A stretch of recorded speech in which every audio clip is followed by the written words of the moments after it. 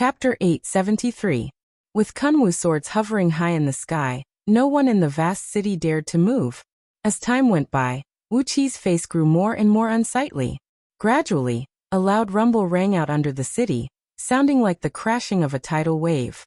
At first, there were only wisps of purple smoke rising from the ground and pouring into Kunwu swords.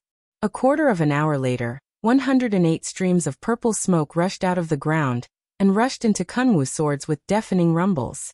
A blinding light burst out from the Kunwu sword. Everything in the world seemed to become translucent. The light penetrated a little bit and forced those members of the powerful families in Liangzhu, who were hiding in the void and watching the battle, to show themselves and close their eyes in embarrassment. With Liangzhu city as the center, enormous formation blueprints lit up one after another. Soon, these blueprints formed an enormous, solid formation, trapping Liangzhu city in the middle. Without Wu Qi's command, Kunwu swords naturally occupied the 108 most important nodes of the formation, constantly absorbing the enormous energy pouring out of the ground and injecting it into the formation, echoing with the growing power in the formation. The formation was the core defensive mechanism of Liangzhu. On the night Emperor Haozuan was assassinated, he could not activate it to protect himself or kill his enemies. But today, under the guidance of the Kunwu swords, it was suddenly activated, and it was bursting with a murderous aura. Compared to when Emperor Haozuan was controlling it, it was now emanating a terrible aura of destruction. It had something to do with the way the formation was controlled. Emperor Haozuan controlled the formation with the Xianyuan sword, which was the sword of the emperor, and focused on awe in all directions with a mighty aura. Kunwu swords, on the other hand, were filled with an aura of slaughter, and the true face of the swords was a powerful killing intent. Therefore, the formation that was activated was also imbued with a fierce killing intent. When the whole formation was activated and the power accumulated in Kunwu swords had reached the point where it could not be used anymore, Wu Qi, whose face had turned purple from the enormous energy fed back to him, snapped, "Release King Yangshan now, or else." A beam of sword light flashed across the sky. The supreme sword power transformed into an azure dragon and descended, turning the east gate of Liangzhu into ashes along with a sky-shaking dragon roar.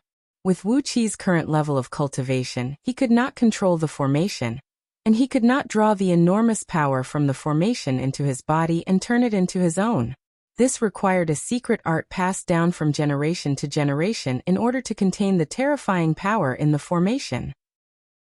When the formation accumulated power to a limit, Wu Qi could not control it anymore, so he could only let the formation pour out the excess power freely. The east gate of Liangzhu city became a sacrifice for Wu Qi to relieve his pressure. The tens of miles-long section of the city wall, thickly covered in countless magic seals, vanished just like that. Since the founding of Liangzhu, not a single brick or tile had been damaged. But today, Wu Qi had finally broken the indestructible golden body. In the void, countless members of the Dayu clan and Qiqi sucked in a cold breath and glanced at each other in horror. Then, dozens of supreme towers tore open the void at the same time and rushed into the city. After nearly 10 minutes, King Yangshan, alone and looking a little haggard, slowly came to the east gate of Liangzhu, which had been turned into a huge pit. There was a hint of a smile in his eyes, and his face was expressionless as he cried out dryly, "What are you doing? Ah, you've broken the gate of Liangzhu. Have you become a coward? Open the formation and get in here." After a brief pause, King Yangshan snapped, "Do you know what a great crime you've committed? Do you know that Crown Prince was almost scared to death by you?" Although King Yangshan was scolding Wu Qi and Ji Dai, the smile in his tone was so obvious that even a fool could hear it. In particular, he emphasized the word Crown Prince, and he even dragged out the words almost scared to death, one by one. There was no need to hide his gloating. King Yangshan was gloating over Wu Qi's misfortune. Kunwu sword. Why did Sacred Emperor Xianyuan give it to Wu Qi? King Yangshan's internal organs were spinning with joy. Let's see what you guys can say now that Kunwu sword is here. With his hands clasped behind his back proudly, Wu Qi nodded and cried out, "Leave the army outside. Set up camp at the 4 gates. King Ec and Ji Dai, come with me." Wu Qi cleared his throat. With a gesture of his hand, The dark celestial tower rose whistling into the air, and opened its 4 gates. Out of the tower came columns of heavily armed and burly soldiers, mounted on all kinds of fierce beasts and large war machines, rushed out of the tower. At the command of Huang Liang and the other generals of the East Sea, nearly 1,000,000 soldiers from each of the 36 towns of the East Sea quickly set up camp outside the 4 gates of Liangzhu. It must be said that Wuqi had done a good job in the East Sea over the past 2 years. With the endless natural energy and the energy he spared no expense to speed up time. The soldiers of the East Sea were not only numerous, but also had amazing cultivation bases. Most of the officers in the East Sea were in the realm of the 2nd Panga heaven, while the weakest soldiers were at least in the realm of 7 stars or 8 stars of the 1st Panga heaven. Hundreds of thousands of oracles rushed out of the dark celestial tower along with these soldiers.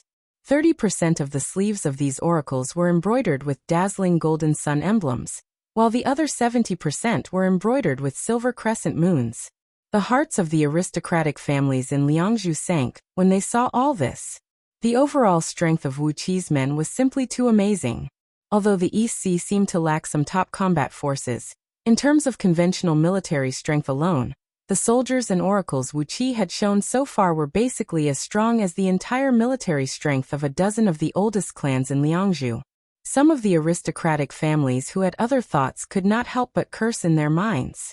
Under the nose of the human emperor, the aristocratic families in Liangzhu had to be very careful in recruiting a team of private guards, and they dared not to expand their military strength recklessly. But how could Wuqi, a lucky fellow who had no foundation in Diyu, dare to recruit such a large army? Large groups of Donghai soldiers swaggered past outside Liangzhu. They deliberately stomped on the ground and smashed the iron poles like thunderbolts when they set up their tents.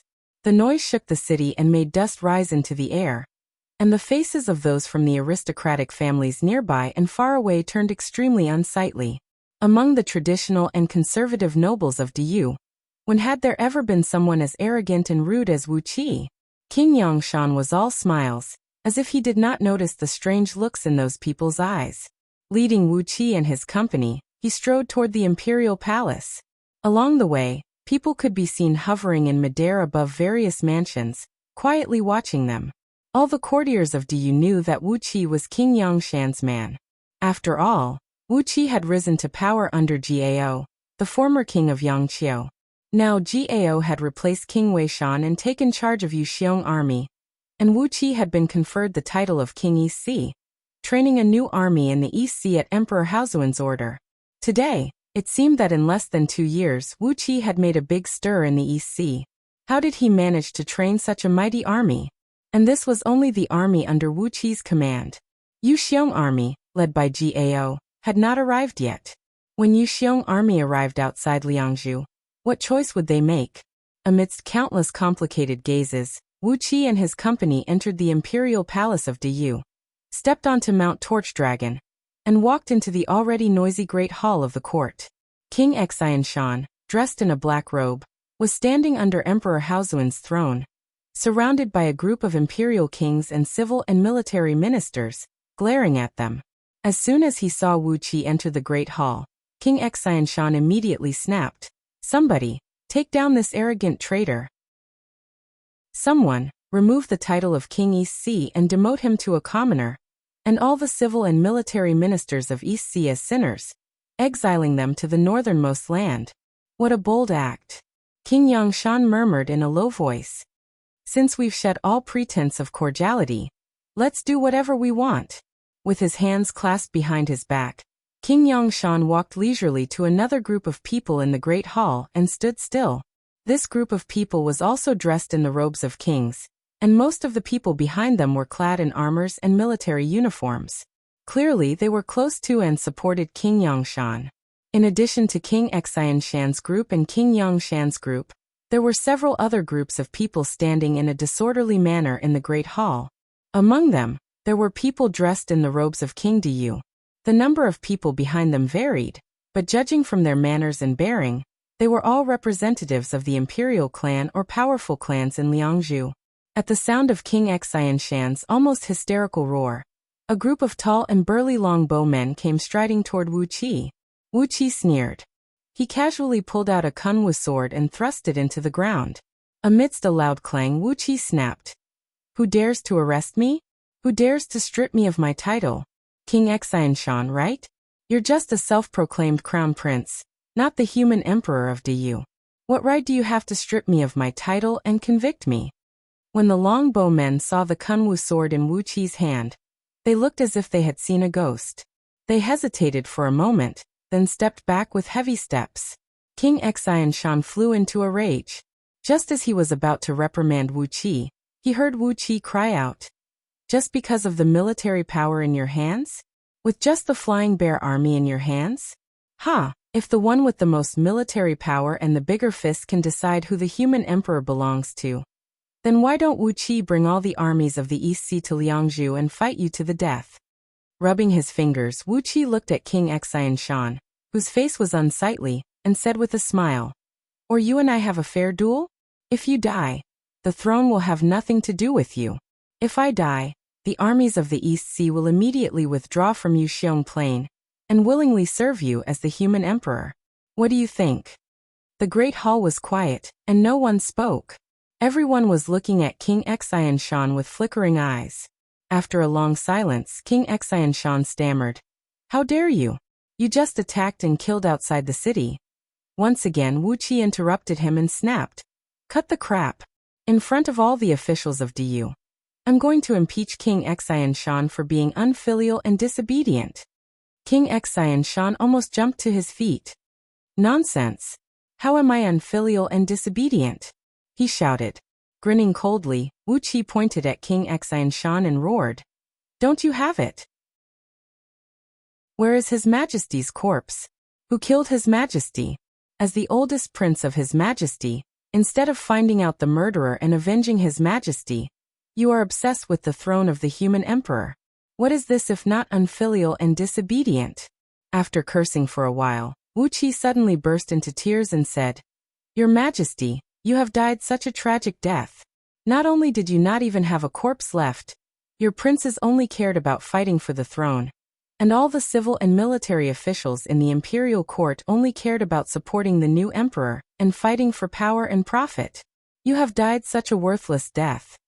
Hearing Wuqi's cry, the people of the 6 dynasties and the other subjects of East Sea shuddered. But when Wuqi cried out, all the officials of Du were struck dumb. They looked at each other, and no one could say a word. Chapter 874. Above Pangu continent was the 33 heavens, the residence of the celestial court. Above the celestial court was the 9 heavens, the holy land where the primordial immortals of the Tao League lived in seclusion. On the other side was the great Vulture Mountain, the residence of the current Lord Buddha of the Buddhist League, Amitabha. 60% of the Buddhas of the Buddhist League usually lived in the various temples and cave abodes on the mountain, while the other 40% stayed in outer heavenly realms. Above the 9 heavens and the great Vulture Mountain, between the Pangu world and the chaotic world, in the rustling void, a vast expanse of purple mist that was shaped like a Ganoderma, measuring trillions of miles in circumference, held up a blessed land that was several times larger than an ordinary outer heavenly realm.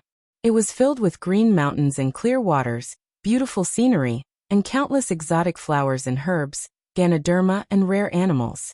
It was a place that was millions of times better than any cave abode in the world. The natural energy here was not as vast as the vast ocean in Yuxiong Plain, but in terms of purity, it was not inferior to Yuxiong Plain. The spiritual qi here was warm and thick, bringing with it a sense of warmth. The pure yang qi contained a trace of pure yin qi that could penetrate one's heart and spleen.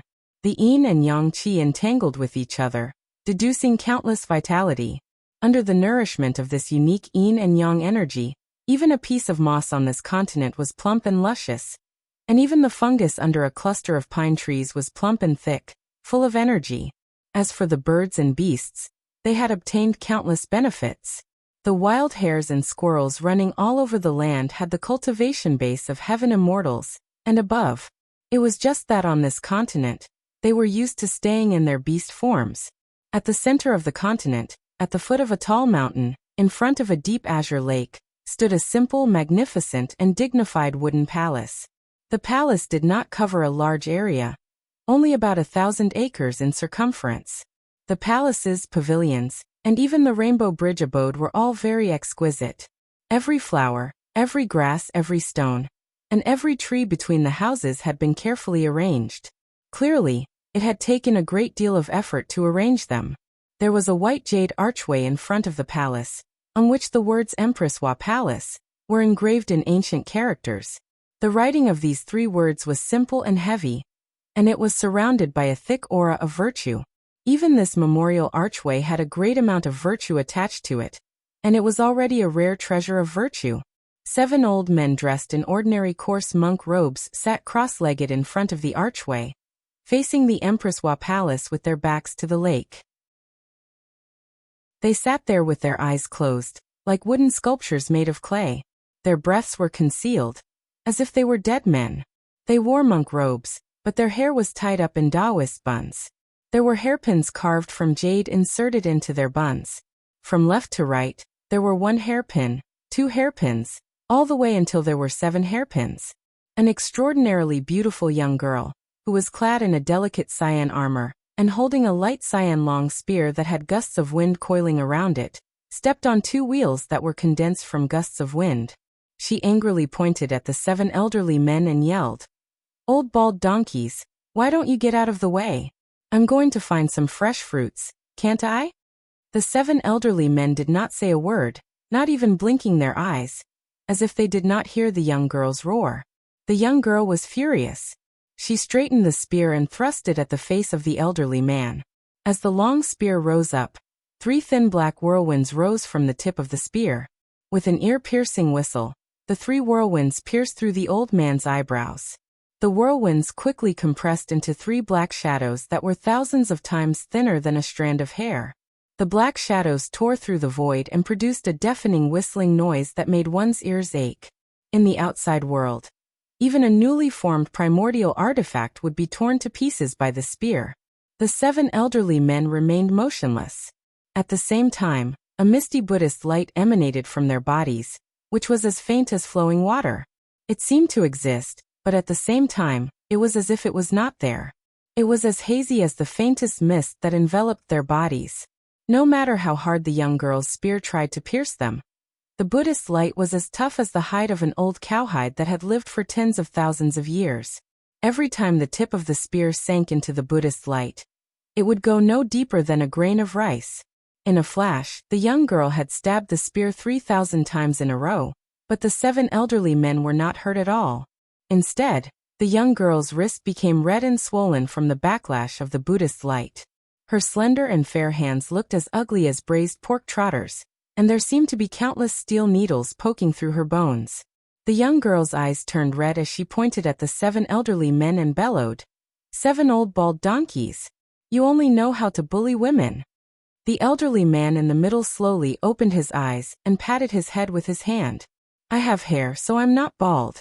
The young girl pointed at him and scolded, "All your disciples and grand-disciples are bald donkeys, so of course you are old bald donkeys." The old man in the middle closed his eyes, while the one on the far left slowly opened his eyes and said dryly, "Young lady, your parents gave birth to you, and you are a woman. Could it be that your parents are also women?" The young girl was at a loss for words. She stomped her feet angrily, then stepped on the 2 wheels of wind and returned to the Empress Wa Palace. Not long after, a beautiful girl wearing a long red dress and surrounded by raging flames walked out slowly with a flower basket in her hand. The young girl smiled and bowed deeply to the 7 elderly men, then said in a sweet voice, "7 old men, it's my pleasure to meet you." The 7 old men waved their sleeves at the same time, and a soft but tough force brought the young girl directly back to the Empress Wa Palace.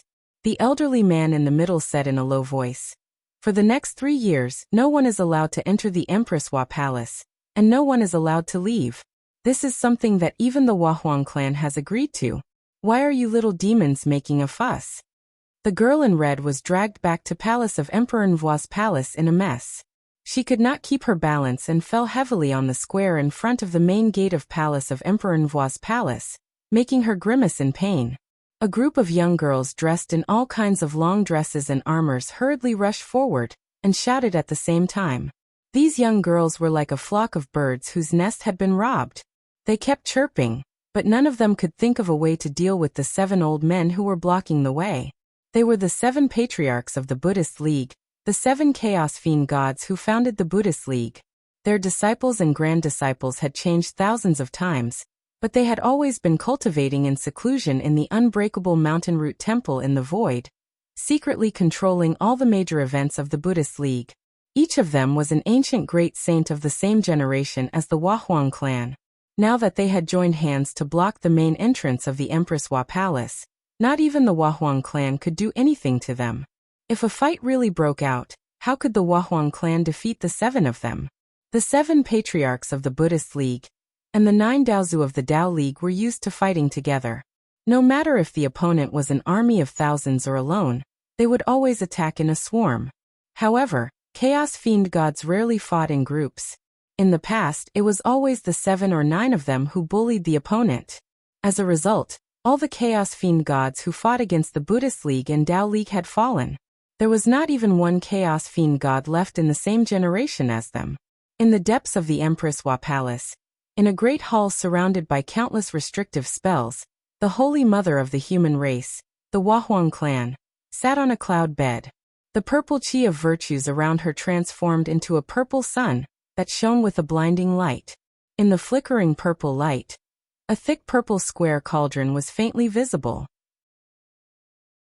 From time to time, a powerful spiritual power would surge out of the square cauldron. On both sides of the Wahuang clan, the Yellow Emperor, Xianyuan, and the Yen Emperor, Xinnong, dressed in imperial robes, sat cross-legged on a cloud bed. Their heads were bowed, and a strong purple chi of virtues wheeled around them like hundreds of tiny flood dragons. The great hall was silent. After a long time, the square cauldron hovering over the Wahuang clan's head suddenly rumbled, and a beam of bright light swept out, placing a figure in the center of the hall. Emperor Haozuan slowly opened his eyes. His eyes shone like stars, his skin had turned silvery white, and his whole body seemed to be condensed from the pure power of the stars. Without saying a word, he kowtowed respectfully to the Wahuang clan 9 times, then to the Yellow Emperor, Xianyuan, and the Yen Emperor, Xinnong. Xinnong, the Yen Emperor, who had a kind and generous appearance and looked like an old man next door, slowly opened his eyes and said in a low voice, "You are a man who has died once. The curse of being killed by your own son has been lifted, but you still have to be careful. If it is not your son, it could be someone else. In short, as the human emperor, you have to be careful in these precarious times." Emperor Haozuan bowed respectfully and answered, "I know." The Yellow Emperor, Xianyuan, snorted coldly and said, "I'll break the void and send you back later. You know what to do." That evil dragon spared his life and forced him to serve to you for the rest of his life as a punishment. I didn't expect him to betray me again. When we get back, I'll kill him and extract his blood essence. It's enough to create a Tao-breaking expert. You can choose a good candidate and use the blood essence to help him. Emperor Haozuan bowed again, but he smiled bitterly and said, "It's just that the Buddhist League is full of cunning tricks, and I don't know who I can trust now." Wahuang clan waved his hand, and a mirror of light appeared in the void, showing them everything that was happening in Liangzhu. They happened to see Wuxia wiping out Swerendi's army without any scruples, bringing his army to Liangzhu in an arrogant and domineering manner, and even razing the city's east gate to nothingness with a sword strike. Seeing Wuxia's behavior, Wahuang clan, Xianyuan, and Xinnong looked at each other, speechless.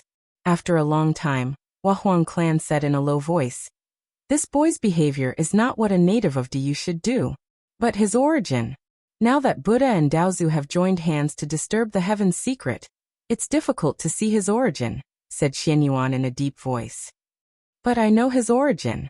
He is a peasant who inadvertently comprehended the technique of absorbing Pangu's sacred energy to temper his fleshly body.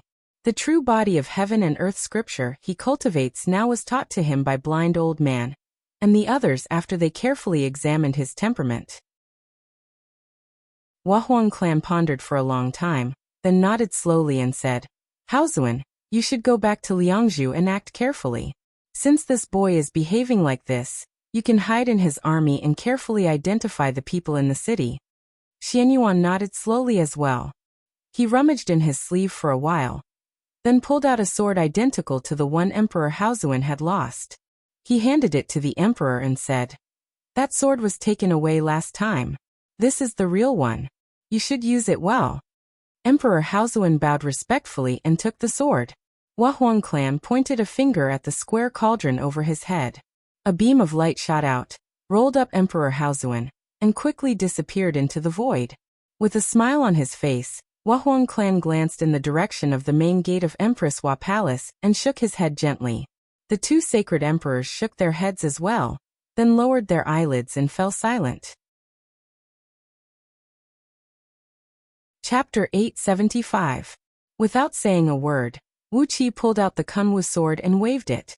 The king's laughter stopped abruptly, and he gave Wuqi a wretched glare before turning his head angrily away. Wielding the Kunwu sword, Wuqi walked slowly into the circle of the kings of the council and said in a flat voice, "I'm not very talented, but I'd like to recommend myself to investigate the assassination of His Majesty. I can't guarantee that I'll be able to get to the bottom of the matter, but I'll never let go of anyone who might be related to it." The king stared at Wuqi for a long time. Then King Yangshan suddenly waved his hand and said, "Fine, we'll give you whatever power you want. But you can't act alone. All 18 kings of the council must send their confidants to follow you, and you're not allowed to do anything to harm important ministers of Dayu."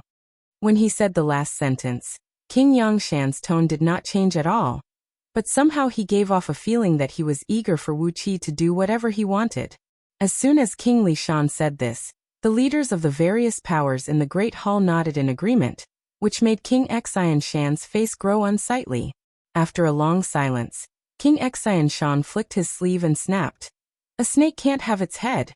King Yangshan and the other kings of the council were shocked. They looked at each other for a moment, then said in unison, "From today on, we will never leave the palace without permission. Those who disobey will be executed." King Dingshan added, "All the princes of His Majesty must stay in the palace with all their relatives unconditionally. If anyone dares to disobey—" Wuqi's eyes flickered as he said coldly, "That's a great kindness, but I'd like to ask all kings to understand that if the confidants you've sent to keep an eye on me are suspected of colluding with the Celestial Court or the Buddhist League to harm you, don't blame me for being cruel and merciless, and don't blame me for investigating all of you. Who knew better than this torch dragon of the Great Highness about the assassination of Emperor Haozuan?" King Yinshan, who was standing next to King Yangshan, snapped, "Why not?" "Who ordered the Flying Bear Army to imprison King Yangshan and hunt down King Qingqiu? Who didn't wait to investigate the assassination of His Majesty before impatiently claiming to be the crown prince and coveting the throne of the human emperor? Who disregarded His Majesty's secret edict and—" King Xianshan glared angrily at Wuqi. After pondering for a while, he suddenly sneered and said, "Fine, we'll do as the king of East Sea says. This prince doesn't care about the position of crown prince. If not for the fact that I'm worried about the fate of Dayu. Do you really think that I would care about the position of crown prince? Do you really think that this king is someone who fights for power?" In the great hall of the imperial palace in Liangzhu, King Xianshan glared at Wuqi in anger. On the day of His Majesty's assassination and the 2 days before and after, all the imperial guards on duty were arrested and sent to the god's prison along with all their relatives. The accusation Wuqi had put on him was too heavy and dark. Even though he was the oldest prince of Emperor Haozuan, he could not bear the accusation. The crime of being unfilial and rebellious was an extremely serious one in Dayu. If someone was recognized as unfilial and rebellious, everything he had could be taken away in an instant. Especially at this critical moment, if King Xianshan was really considered unfilial, his life would be in danger. King Yangshan cleared his throat and interrupted King Yinshan's angry rant. "Well, let's not talk about these things for now," he said coolly. "My brothers, you should know what is the most important thing right now. Let's quickly come up with a countermeasure on how to deal with the invasion of the Celestial Court and the Buddhist League. By the way, summon the elites of the Punishment Court and have them thoroughly investigate the assassination of His Majesty under the supervision of our trusted subordinates. What do you think?" When the 6 kings of the council, King Yangshan, King Yinshan, King Tsongshan, King Haoshan, King Dingshan, and King Gushan, stood neatly in the center of the great hall. The hall fell silent. King Lishan and the other princes exchanged a glance, then retreated to the side with the civil and military officials behind them. The other 11 kings of the council, divided into 4 groups, strode forward quietly and stood in a circle with King Yangshan and the other 5 princes. King Lishan, who was also dressed in a king's robe and was surrounded by thousands of civil and military officials, and seemed to be the weakest in the hall, cleared his throat and walked out slowly. He cupped his fist and said to King Xianshan, "Big brother, what the king of East Sea said is very true. We'd better find out the cause of father's death first, and find out who the mastermind is before we discuss the ownership of the throne." When King Xianshan walked out with his men, 5 old men in king's robes came slowly to King Yangshan's side, cupped their fists and bowed to him. King Yangshan returned the gesture without saying a word, and the 6 kings stood in a row. There was no doubt that King Yangshan and the 5 kings of the council belonged to the same group, and they were the strongest among the kings. Even King Yangshan was rendered speechless by Wuqi's words. If Wuqi was really given this power, and if he really did whatever he wanted in Liangzhu, the consequences would be too terrible. But they had already said that Wuqi would not be given this power. King Xianshan took off his robe angrily, and gave up the chance to ascend the throne at this time. Now, who dared to say that Wuqi would not be given this power? Did it mean that they were unwilling to find out the truth about Emperor Haozuan's assassination? Wuqi chuckled and said in a low voice, "No wonder he dares to call himself crown prince." Stamping his feet angrily, King Xianshan strode out of the great hall with his head held high. As he walked, he shouted at the top of his lungs, ordering the imperial guards to assemble and open all the palaces and pavilions. He was going to lead the army into the palace to search for clues about Emperor Haozuan's assassination. Before long, King Xianshan was gone, and only his roar could be heard coming from afar. "I'm the most filial to my father. If I find out who killed my father, I'll cut him into 1,000 pieces." King Xianshan walked out of the great hall, followed by at least 30,000 civil and military officials who lined up in a neat line. These officials were the representatives of Diyu's imperial clan and great clans. They basically represented 20% of the imperial clan and great clans in Liangzhu, and they stood behind King Xianshan. Compared with King Lishan, who only had the support of 3,000 civil and military officials, King Xianshan had an absolute advantage in both actual strength and momentum. The other kings were silent for a long time, and then nodded slowly. As soon as Wuqi got the document and the medallion he had made on the spot, he immediately gave his first order. An enormous pressure pressed down heavily over the palace. "Senior Torch Dragon, please transform your soul into a human form and follow me to the prison," Wuqi said coldly. Waving the Kunwu sword in his hand, Wuqi said coolly, "The so-called unlimited power means that I can arrest, investigate, imprison, torture, or even kill someone's family and friends in front of me." The 17 kings of Diyu, who held the most power and held the most military power, exchanged a glance. Then King Yangshan said in a deep voice, "Internal and external troubles are rising at the same time. Some people with wild ambitions can cause chaos, but we can't." Wuqi said dryly, "A snake can't have a head, and Diyu is not a snake. If King Xianshan is worried about state affairs, he can ask the kings of the council to work together to deal with them. The 18 kings of Diyu are highly respected, experienced and steady, and have always been His Majesty's best assistants in dealing with state affairs." Before the kings could say anything, Wuqi sneered and said, "Please think about it, Your Highnesses. Who could have framed His Majesty in Diyu's palace without the help of people of your statuses?" Wuqi's words were a bit contradictory, but no one mocked him, for they all sensed a strong killing intent in them. The scene of Wuqi smashing the east gate of Liangzhu with the fiend-slaying sword formation came to everyone's mind again. Even those kings of the council who did not get along with King Yangshan shut their mouths. They would never argue with a man with a kunwu sword.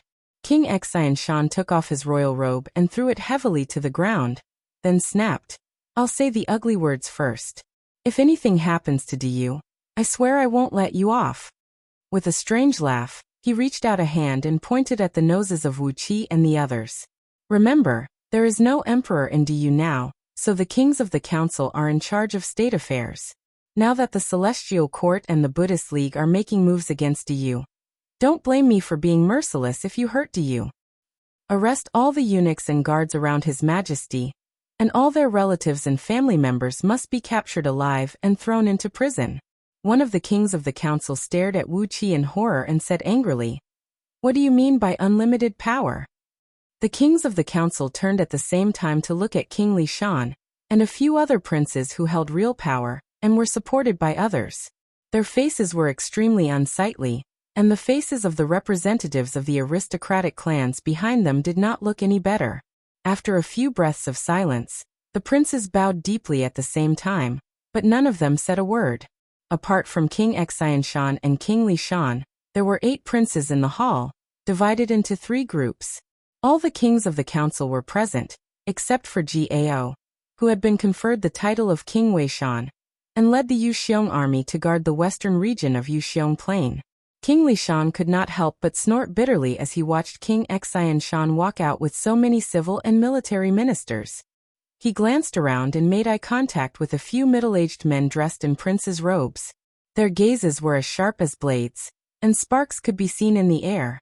No one knew who was the first one to strike, but a few muffled bangs were heard, and the air in the hall rolled. The princes staggered a step back at the same time. The matter was settled. The 17 kings of the council jointly issued an official document of unlimited power to Wuxia with their private seals. Glancing at the 17 kings of the council, Wuxia grinned coldly and said, "Therefore, I ask you to grant me the right to kill first and report later, or not to report first. I want to kill, and I have to kill to find out what happened that day. If you are sincere in doing this for Du, for His Majesty, and for the great plan of the human race, then I ask for unlimited power." Everyone in the hall was stunned at the same time. Some of them even slapped their own heads in exasperation. How could they forget about this? Taking a deep breath, Wuxia casually threw the Kunwu sword out of the hall and activated Liangzhu's defensive formation once again. The crime was too serious. Just as King Xianshan could not bear the blame of unfilial Wuxia had pinned on him, no one in the hall could bear the suspicion of this crime. One of the princes laughed and said, "The King of East Sea? What makes him qualified to be in charge of such an important matter?" "Jikue, you said His Highness the Crown Prince has the ambition of a wolf, but you can't say that." Chapter 876. Mount Torch Dragon trembled slightly, and a deep, hoarse voice slowly came out of it. "I've been cultivating here for countless years, and even my fleshly body has turned to stone. Following the decree of Sacred Emperor, I've kept my soul inside and never let it out to stir up any trouble. So, how could I know what's happening in the outside world?" Wuxia looked down at Torch Dragon and said coldly, "It's not up to you to decide whether you know anything or not. Senior, please manifest your soul as soon as possible and go to the prison. Otherwise you will die today, and your soul will perish forever." Zhulong twisted his body angrily, and the huge Mount Torch Dragon immediately shook as if the sky was falling and the earth was splitting apart. The main hall also shook and almost collapsed. Torch Dragon roared furiously, "How dare you bully me like this, you little brat? Do you really think that you can do whatever you want to me just because I'm trapped here by Sacred Emperor?" Wuxia didn't say a word. He just waved his hand towards the sky, and the 108 green sword shadows transformed into long beams of light that slowly descended from the sky and approached Torch Dragon's body. The fierce sword intent came whistling over. The several miles thick rock layer on Torch Dragon's body, which had been accumulating for countless years, was smashed by the sword intent, turning into fine dust and drifting away with the wind, revealing the dragon's body, which was purple-black in color and densely covered with huge scales that measured at least 1,000 feet in circumference. Now the crowd could clearly see what Mount Torch Dragon looked like. The colossal Torch Dragon had coiled up into a huge mountain, with his head right in the middle, and the Great Hall of Great Yu's imperial court rested neatly on top of a huge candle placed on top of his head. The candle was emanating a strong primal aura. Clearly, It was also an extraordinary treasure produced in the primal world. The bronze candle was not made of gold, iron, stone, or jade, nor was it made of any of the 5 elements. It had a faint metallic luster, and a flame that was 1,000 feet thick and 10,000 feet tall soared into the sky. The Yu's great hall of imperial court floated above the flame. The square where the main hall was located was a single piece. Countless complicated formation diagrams and runes were engraved on the bottom of the square. Thousands of water tank-sized, colorless, and chaotic primal stones were inlaid on these formation diagrams and runes. They were constantly absorbing the flame spurted out by the big candle and sending the endless energy into the surrounding formation diagrams. Wuxi's eyes flashed. With his current attainments in array formations, he could easily see that the core of this array was on this giant candle. The innate primordial supreme treasure used it as the original power to stimulate the power of the energy stones to control the operation of the entire Liangzhu's defensive formation. If anything went wrong with the candle, Emperor Haozuan would not be able to control the defensive formation in Liangzhu. After pondering for a brief moment, Wuxi glanced at the thousands of huge primal stones. The so-called vital stones were the ancestors of the first batch of spirit stones that were condensed from the boundless chaotic qi when Pengu split the world apart. Every single vital stone contained boundless energy, and any one of them could become the energy core of a divine grade grand formation. Moreover, a divine grade grand formation was capable of posing a lethal threat to a Dao reasoning expert. Wuqi could not help but marvel at the terrifying power of the formation in Liangzhu, which was made up of thousands of energy stones. While sighing with emotion, Wuqi firmly controlled the Kunwu sword and thrust it toward Torch Dragon's body. The sword intent swept across the sky, leaving countless tiny scratches on Torch Dragon's scales. The sword intent and the scales clashed violently, producing countless sparks and a deafening rumble. Torch Dragon's body trembled slightly, and an ancient, suffocating aura towered into the sky. Fine, I'll let you do whatever you want. Listen well, boy, if you can't find out the connection between me and His Majesty's assassination, don't blame me for being rude to you. As Torch Dragon roared angrily, a beam of light rushed out of his forehead and quickly transformed into an old man, standing no more than 3 feet tall, and with white hair and beard. The old man was skinny, so skinny that he looked like a mummy.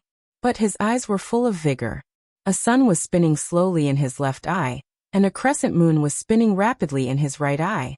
The light from both the sun and the moon shone tens of feet into the distance, and no one could look him in the eye except Wuqi. The primordial Dharma eye and the divine eyes of sun and moon collided fiercely. Wuqi's eyes ached and tears rolled down his cheeks, while Torch Dragon's eyes flickered with a fiery light. His body swayed and he took a step back. Both snorted coldly at the same time. Torch Dragon proudly raised his head and clasped his hands behind his back, while Wuqi waved his hand. Princess Zhonglu quickly came to Torch Dragon's side. 360 spirit thorns, which Princess Zhonglu had refined from the bones of spirit ghosts, quietly sank into the acupoints of Torch Dragon's nascent divinity. As soon as the thorns entered his body, the light of the sun and moon in Torch Dragon's eyes quickly dimmed. He shook his body, and a trace of purple gold blood slowly trickled down from the corner of his mouth. He gave Princess Zhonglu a look in horror. He wanted to say something, but he did not even have the strength to speak. After inheriting the ancient Tao of divinity, Princess Zhonglu had countless strange curses at her disposal. Even though Torch Dragon was an ancient god, he was caught off guard by Princess Zhonglu's curse, which had broken his vitality and turned him into a harmless lamb. After giving Torch Dragon's nascent divinity a deep look, Wuqi said in a deep voice, "Somebody, throw Torch Dragon into the divine prison, and keep him under strict surveillance. Aobuzan, Lord Xiansheng, you are in charge of the safety of him and the other criminals. The rest are at your disposal." While Aobuzan was grumbling, Aobuzan walked to Torch Dragon's side and picked him up. Looking at the white-bearded Torch Dragon, Aobuzan sighed with emotion and said, "Why is he another male?" While Aobuzan was grumbling, cold sweat was trickling down Torch Dragon's forehead. Cupping his fist and bowing to all the kings of the council in the Great Hall, Wuqi said in a deep voice, "Your Highnesses, please let me have the Directorate of Celestials in Liangzhu." I don't want anyone who is above the rank of punishment officer, and I only need those servants on duty in the Directorate of Celestials. In DU, the punishment court mostly targeted the sons of the rich and powerful clans. Once they violated the law, they would immediately mete out a thunderous punishment. In particular, for the sake of their own interests, the powerful clans in DU would sometimes do things that violated the laws of DU, such as using the people as blood sacrifices. If such things happened, the punishment court would severely punish these clans. Apart from that, the punishment court would also punish those immortals and itinerant cultivators who stirred up trouble.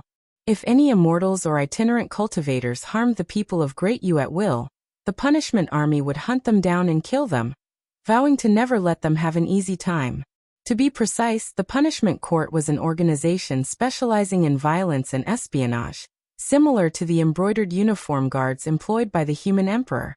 There were countless experts in the vast Directorate of Celestials, and they were the hunting dogs and falcons of DU.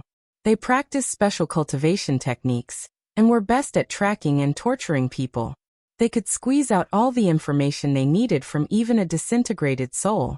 In order to solve the case of Emperor Haozuan's assassination, it was necessary for him to transfer some experts from the punishment court.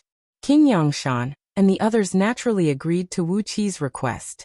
Since they had given Wu Qi unlimited power, they did not need a mere punishment court. Under his command, countless experts from the Directorate of Celestials in Liangzhu were quickly summoned, and all those who were related to the assassination of Emperor Haozuan were taken into Great Yu's imperial prison, the Divine Prison, which was located in the heart of the secret palace. The so-called Divine Prison was a prison used to imprison gods. In ancient times, humans and gods fought for control of this part of the world. If the human race captured the defeated gods alive, they would be imprisoned in the Divine Prison and tortured until they learned all kinds of mystic arts and divine abilities, as well as everything they knew. The Directorate of Celestials of the human race inherited many mystic arts from the ancient gods, and 90% of them came from the Divine Prison. It was a deadly place from which even the mighty ancient gods could not escape, and it was the place that struck terror into the hearts of the aristocratic clans of DU. When Wu Qi led a large group of people to the Divine Prison through a special teleportation formation, King Xianshan had already rushed into the imperial palace with over 1 million soldiers from the Flying Bear army. King Xianshan carried out his promise just now, intending to search every inch of the imperial palace for clues about Emperor Haozuan's assassination. But the imperial palace stretched for tens of thousands of miles, and with over 1 million people sprinkled into it, it was like a handful of mung beans sprinkled into a great lake. How could they find any clues? Others could tell that King Xianshan was just putting on an act. But if he could do it, why couldn't others? Before long, King Lishan and a few other princes, who wanted to do something about the succession to the throne, had also brought their men into the imperial palace, searching everywhere. If King Yangshan and the others had not been sitting in the center of the palace, and not allowed King Lishan and the others to act recklessly, perhaps the imperial palace of Dayu would have been turned upside down by them with restrictive magic. In God's prison, Wu Qi ordered the punishment court servants and guards to do whatever they wanted, and interrogate those who were detained. As a result, a lot of clues soon emerged. First, the imperial edicts of the human emperor of Dayu were made by a special office with special materials, and each had a serial number. The secret edict used to pass on the throne to King Yangshan was indeed an official edict with a serial number. But the chief eunuch who was in charge of these blank edicts had died of a serious illness last year, so there was no record of where the edict had been used. Second, on the night of the human emperor's assassination, the imperial guards who were on duty outside the great hall of the court had all disappeared. Thousands of imperial guards had disappeared without a trace in the heavily guarded imperial palace of Diyu. But their disappearance did not attract anyone's attention, and they were not included in the rotation of the imperial guards in the next few days. But the general who was in charge of arranging the rotation of the imperial guards had also disappeared these days.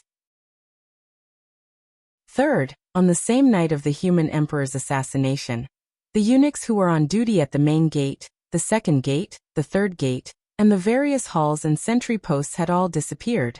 At least, When Wuqi ordered the revered elders of the secret palace to search to use imperial palace with a mystic art, these people were indeed nowhere to be found.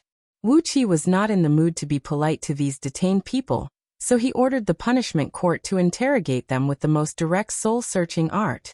As a result, all kinds of intelligence and clues were quickly extracted, and with the three major clues as the core, all kinds of fragmented information and hearsay were constantly gathered, giving a rough idea of what had happened.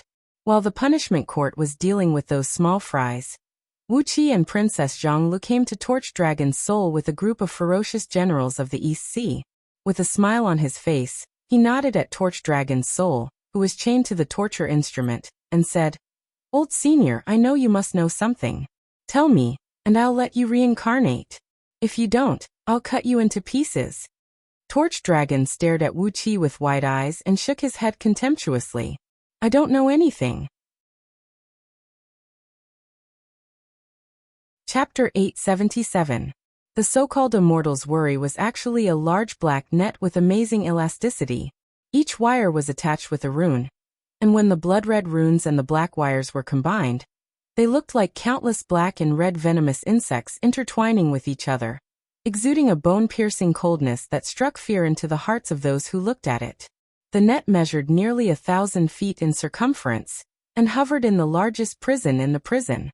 The empty prison was shrouded in a misty mist, and there were no actual walls. Over 100 punishment court servants were preparing all kinds of torture instruments, and from time to time, they raised their heads and laughed excitedly at Torch Dragon's nascent divinity. Torch Dragon was tied to the immortal's worry, and countless black thorns, thousands of times thinner than a cow's hair, that could not be detected by ordinary people's divine sense, poked out of the thin wires. These tens of feet-long black thorns pierced into Torch Dragon's body, twisting and turning into thousands of restrictive runes of various sizes that fused inseparably with him. Unless Torch Dragon detonated his nascent divinity, there was no way he could break free from the immortal's worry, the most powerful restrictive artifact in the prison. In ancient times, this huge net had been used to imprison 64 of the 360 elders of the primordial god clan. 64 of the most powerful primordial gods had been trapped on the immortal's worry, but none of them had been able to escape. All of them had their divine energy slowly extracted by the immortal's worry, turned it into the power of the immortal's worry, and died after their souls were exhausted. Although Wuqi did not ask the prison guards to activate the immortal's worry now, Torch Dragon's face had turned unsightly with so many black thorns seeping into his body. The skinny old man, who was no more than 3 feet tall, was trapped in such a pitch-black net, and he looked pitiful no matter how one looked at it. When he saw Wuqi come in with his men, Torch Dragon snorted coldly and turned his head disdainfully. Wuqi strode to Zhulong's side and slapped him 100 times in the face. Torch Dragon's cultivation was extremely astonishing. The human form formed by his primordial spirit was no different from his corporeal body. When Wuqi slapped him in the face, his head swayed left and right, and the sound of the slaps was deafening. Now that Wuqi's strength was frighteningly great, Torch Dragon's face was smashed into pieces, and a large amount of purple gold liquid gushed out. The purplish golden liquid was the life essence of Torch Dragon's soul, and the loss of a drop was equivalent to the destruction of a piece of his soul. The energy essence that Torch Dragon had lost when Wuqi beat him was at least equal to the soul essence of several peak-level gold immortals. Zhulong howled in exasperation. "King of East Sea, how dare you?" Wuqi did not say a word. Taking the opportunity when Torch Dragon opened his mouth and howled, he grabbed him by the chin, reached out his hand and grabbed his teeth, then slowly pulled them out. 2 crisp cracking noises rang out as the 2 teeth turned into 2 clumps of strong purple gold flame, and slowly faded away. Torch Dragon's face turned paler again. Not waiting for Torch Dragon to scream again, Wuqi took over a triangular wolf fang spear handed to him by a nearby punishment court officer, and slowly stabbed it into Torch Dragon's body from his chest. The spike was forged using boiling poisonous gold from the geocentric core. The so-called boiling poisonous gold was a metal formed after being immersed in the ancient poisonous fire of the geocentric for countless eons, after absorbing a great amount of poisonous gas and fire from the 5 elements metal essence. This metal was also known as evil gold. It did not bring any benefit to cultivators. Instead, anyone who touched it would die instantly, and if their soul touched it, it would immediately dissipate. Even those from the Fiend League rarely used this vile material to make magical artifacts, because they could not control the damage it could do to themselves. But, Great You specialized in mining this kind of evil metal, which was extremely harmful to cultivators, to make all kinds of torture tools. The triangular spike was forged with poisonous boiling gold, and had just been soaked in the venom of the red widow spider, the saliva of the green-kissed snake, the brain of the nine-legged centipede, and many other vicious creatures. As a result, its lethality to the soul had reached the peak. The spike pierced deep into Torch Dragon's chest. Torch Dragon's eyes suddenly widened, and it let out a shrill howl that reached the clouds. His body rapidly changed colors. His body, which was originally no different from a living person's, suddenly turned pitch black. Then it quickly changed into red, blue, white, black, and other colors. Every time the color changed, Zhulong would roar in pain and tremble all over. A sizzling noise could be heard from Candle Dragon's chest. A fist-sized hole was left in his chest, and this strike caused a severe damage to his primordial spirit. His powerful primordial spirit, which was cultivated through countless years of severe cultivation, had lost at least 10% of its power. Torch Dragon's eyes shone brightly. Baring his teeth, he stared at Wuxia and roared, "What are you going to do, boy?" Indifferently, Wuxia pulled out the triangular spike and slowly pointed it at Torch Dragon's forehead. "Listen to me, Torch Dragon," he said coolly. "I don't care what ancient god you are, or what other identity you have. You are now a watchdog of mine, do you? Do you understand? You are just a watchdog now." Torch Dragon was so angry that his eyes bulged out. He roared and cursed Wuxia, spitting saliva in all directions. However, Torch Dragon's vocabulary was too small. He kept cursing Wuxia, calling him a little bastard and little bastard. Such insignificant lethality was nothing to Wuxia, who was born at the bottom of society. A ruthless slap landed on Zhulong's face, causing Zhulong's head to tilt to the side, nearly sending his head flying. Glaring at Torch Dragon, Wuxia sneered and said, "A qualified watchdog will at least bark a few times when a thief enters the door. You're just a watchdog. You didn't even bark when your master was killed. I really don't know what's the use of keeping you alive." The spike fiercely stabbed into Torch Dragon's shoulder, causing him to howl at the top of his lungs again. This time, a large amount of purple gold sweat gushed out of Torch Dragon's body. As the manifestation of his soul, every drop of sweat was the essence of his soul. In just a few breaths of time, Torch Dragon's body had become almost transparent. He stared at Wuxia with hatred, as if he wanted to swallow Wuxia in one bite. With a smile, Wuxia pulled out the spike and pointed it at Torch Dragon's forehead again. "A dog that can't even watch the door properly will be killed and eaten. Many people around me will be interested in Torch Dragon's flesh and internal organs. Isn't that right, Gold Horn?" The Gold Horn brothers and the Gold Feather sisters, who were originally cute boys and girls, nodded at the same time. Their bodies above the waist rapidly expanded, and turned into half of the ferocious dragon pythons of fire and ice. For big mouths stared fixedly at Torch Dragon's soul, saliva dripping from their mouths. Torch Dragon's face grew more and more unsightly. Dragon pythons of fire and ice were the world of all dragons. Although Torch Dragon was an ancient god and had no blood relationship with the dragons passed down by Ao Buzin, his body still belonged to the dragons. Even Torch Dragon was well aware of the deterrence that dragon pythons of fire and ice posed to the dragon clan. He had no doubt that these four ferocious creatures could easily devour his fleshly body. After a moment of pondering, Torch Dragon said lightly, "What do you want to know?" Wuxia looked at Torch Dragon in surprise, then shook his head and said, "No, you should be angry, despairing, and cursing me hysterically. You shouldn't talk to me so lightly." Torch Dragon looked at Wuxia in surprise and shook his head as well. "What's wrong?" "Unfortunately, I've fallen into your hands." Wuxia interrupted Torch Dragon and said with a cold grin, "With your identity and cultivation base, I've destroyed more than 70% of your nascent divinity. And yet, you can still talk to me so calmly as if nothing had happened. Do you really have such a big heart? If you are, Why did the sacred emperor imprison you in the palace as the hub of the great formation, and not release you after so many years? Torch Dragon fell silent. He looked at Wuxia curiously and asked, "So why do you think so?" Wuxia narrowed his eyes and smiled, then nodded and said, "Old Torch Dragon, your true form is still out there. I didn't remove the fiend-slaying sword formation, so you can't run away. Are you willing to give up such a strong fleshly body?" Torch Dragon looked at Wuxia in even more surprise. "What did you say, King of East Sea? This old man's primordial spirit is here. How can this old man escape?" Wuxia stared blankly at Torch Dragon for a long while, then suddenly burst into laughter. He grabbed Torch Dragon's primordial spirit, opened his mouth, and swallowed it. A strange aura spread out of Wuqi's body. The first wisp of innate thievery energy extracted from the surrounding void all the energy essence of the soul that Torch Dragon had just lost, and kept injecting it into Wuqi's body. Wuqi's divine soul grew rapidly. Torch Dragon's soul howled in pain and struggled in his body, but under Wuqi's powerful suppression, he could not move at all. In less than the time it took to finish a pot of tea, Torch Dragon's soul was digested by Wuqi, and all the memories in his soul were squeezed out. Torch Dragon did not find any information about Emperor Haozuan's assassination in his soul.